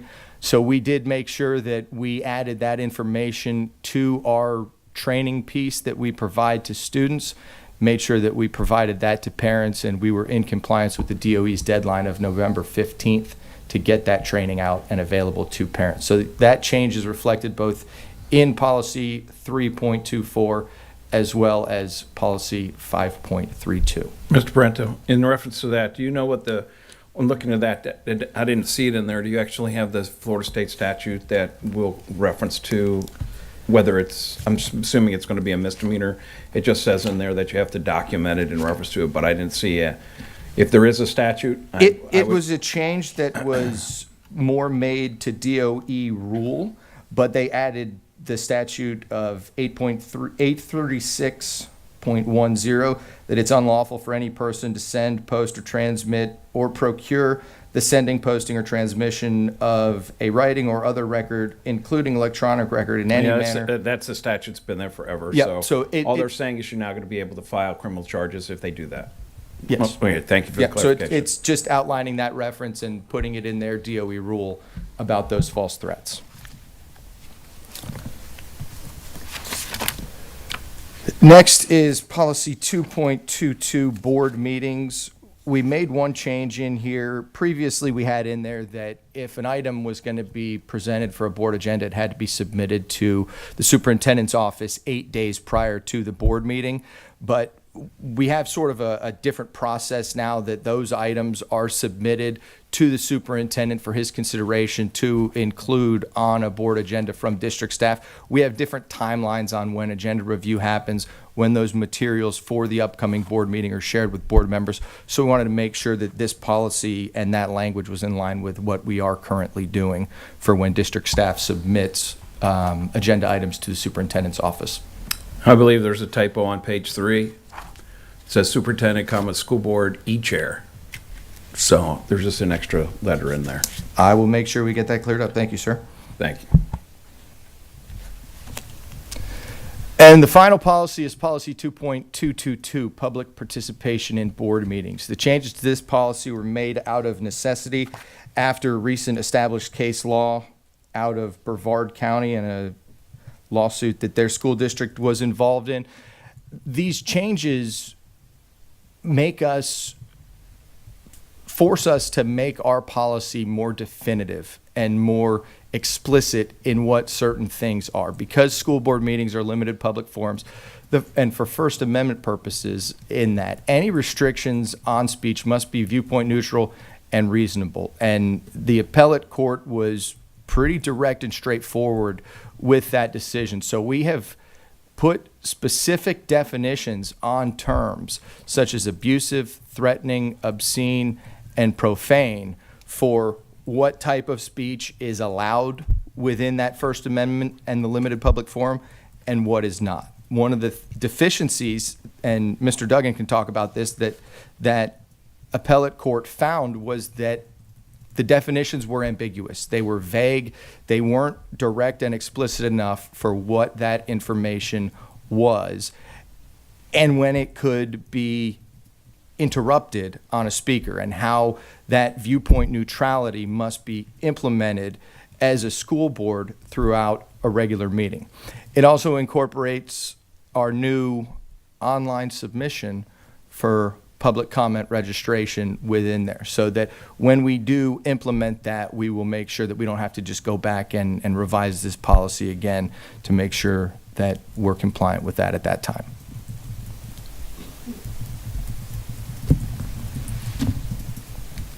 So that will conclude all of the changes to this group of policies. Any discussion? Ms. Barker? Thanks. I just had a few little things I wanted to check in on. In regard to the zero tolerance policy, I was looking at the student code of conduct, and I was wondering if we need to maybe clarify a little bit when we're talking about the threats and the felony offenses off campus versus on campus, because I didn't feel like it was super clear in the code of conduct. So that may be something to just, as we're changing policy, to make sure the code of conduct reflects those changes. And then this is a little bit off topic, but in the security plan, I was noticing that it has to be accessible. It has to include the names of all law enforcement personnel during the active shooter drills. And that triggered a thought to me. I don't have a way right now where I can go to the website and see who my child's SRO is. I can see who the leadership is of the school law enforcement, but I can't just go and see Officer Paul is the SRO at Lakeview. And is there a way to just make that information more accessible for families? Because a lot of us, may need or want to reach out to our SRO for whatever reason. So that just triggered a thought, and maybe that's not something we could do. I don't know, but I thought it was worth looking into. And that's it. Thank you. And we used to have that all the time. is that it would also come to there where you could send an email, but the contact for the phone number would either be the office here or it'd be the office at the school, but no personal cell phones or work cell phones, but it would have a direct contact link, especially email, which would also be, at that time, we had Crime Stoppers, but now you also have Fortify Florida link. So I think that is a good idea to be able to put that on there based upon on being able to make contact with their SRO at their specific school. So I would be completely in support of that. Great, thank you for that suggestion. We'll take a look at how we can maybe add that to the school's websites in terms of contact information, and then we'll take a look also at the code of conduct to make sure the language is clarifying what's in this policy. Thank you. And I will add, Ms. Barker, that each year as we review and revise the Code of Student Conduct and we have those work sessions leading up to the development of it, we do make sure that all of the policy changes that have happened within the time frame since the previous approval by the board of the Code of Student Conduct, that we're making sure that we are aligning those so that they are up to date. Any other comments or questions from the board? Okay. Or anything, or? No, not yet. Just in reference to the policy updates. Just want to make sure we take the opportunity around the public comment one, just knowing that this is the review of that. If there's any questions or concerns about moving this forward for public notice. Okay. I don't see any. Okay, thank you, Mr. Parento. Appreciate all the hard work and my fine literary skills in finding that typo. And seeing that, we'll go ahead and move on now to member comments. We'll start with Ms. Barker. Thanks. I just have a few things. Of course, thank you so much to the staff who's held on with us. I really appreciate it. You all are wonderful. A couple months ago, one of my fellow board members suggested the idea of having office hours. And so that's something I've been researching as just an individual board member. And I've spoken with the superintendent about it. And I have decided to try to pilot holding office hours just as one board member, a listening session. I cannot and will not speak for the superintendent. I cannot and will not speak for the board as a whole, but I can certainly listen, and I can listen as Liz. So what I would like to do is hold those office hours on the last Tuesday of the month and the last Tuesday of the month in the evening, like 5:30 to 7:30 dinner time, and then the second Wednesday of the month during lunch hours, 11 to 1-ish maybe. And I'd like to start in my district, District 2, local, and then if people are receptive to it, I will move into other parts of the county happily. And my thought is to work with the public libraries. I have a request in with Gulfgate for Tuesday the 28th in the evening. So I will follow up and speak about it again at upcoming board meetings. But I just wanted to let the public know that I hear you, and I want to hear you better. So that's that. Happy New Year. Ms. Marinelli? I also want to thank staff for all the hard work and the presentations. And this is just something that I wrote down when Ms. O'Day was talking about all the future things we're going to be doing. And how have you thought about how you're going to present this and prepare staff, teachers, and other people for these futures so they're not to be so overwhelmed, but get them excited about it? Because that's a lot. Because I know since you guys have gotten here, it's been a lot positive, but that's one thing I hear, you know, some are getting overwhelmed, but there's a lot of factors to that. So I just want to have you think about how you're going to bring them along. Thank you. Thank you, Mr. Edwards. Can I make just one comment to that? Just an example for Sky Ranch, for example. That whole program is going to be built with the staff. So this entire month is staffing for that school. There has not been one unit of study written. Right now, we're focusing on the partnerships, the resources, and the professional learning. And the units of study will be written by each grade level team. And similar to IB, let's say an IB program says you're going to have 6 units of study at each grade level or each content area. You start with 3, you add 1 per year. So on a positive note, because we're really pioneering this creatively, the school's going to decide. So they're going to be brought along and not done too. So that's a positive thing. With the dual language, starting with strands and starting at, lower grade levels, and our analysis is identifying schools that already have bilingual staff, that have the population that meets the needs of that program as an intervention, and then working with that team, whatever school we deem, to see who is willing and ready, but giving a year runway to prepare. So that dual language strand would not happen until 26-27, which also goes along with the choice windows and making sure the families can choice, but also still have that existing school in place, because if staff there isn't interested, then we have a runway to hire. So all of that is going to have a minimum of a year runway, which is a good thing, and it's going to be done with those that are going to be implementing. So great point. 100% agree, and we can assure you that that is a part of the plan. Thank you. Mr. Edwardson? So I'm gonna have other comments at the school board meeting next Tuesday. So I just want to focus today on primarily what we heard and saw today, which I have to say that I've said this all along, that I'm a fan of choice, and the schools that we saw today exemplify how choice can work and complement traditional public schools. And I loved the fact that what I heard was that our school district has made such incredible strides in partnering with our charter schools, because that's how I felt when I got here. Why the train has already left that station. Why aren't we, learning from one another? I think Mrs. Barker mentioned how we can be more collaborative. So I want to compliment the superintendent and his team for really driving that process, and to hear it coming from the charter schools themselves was great. I tend not to focus a whole lot on comments around policy. I trust Mr. Parento, but my experience as a school board member and the state legislature and policy and updates and changes is that it's an amoeba.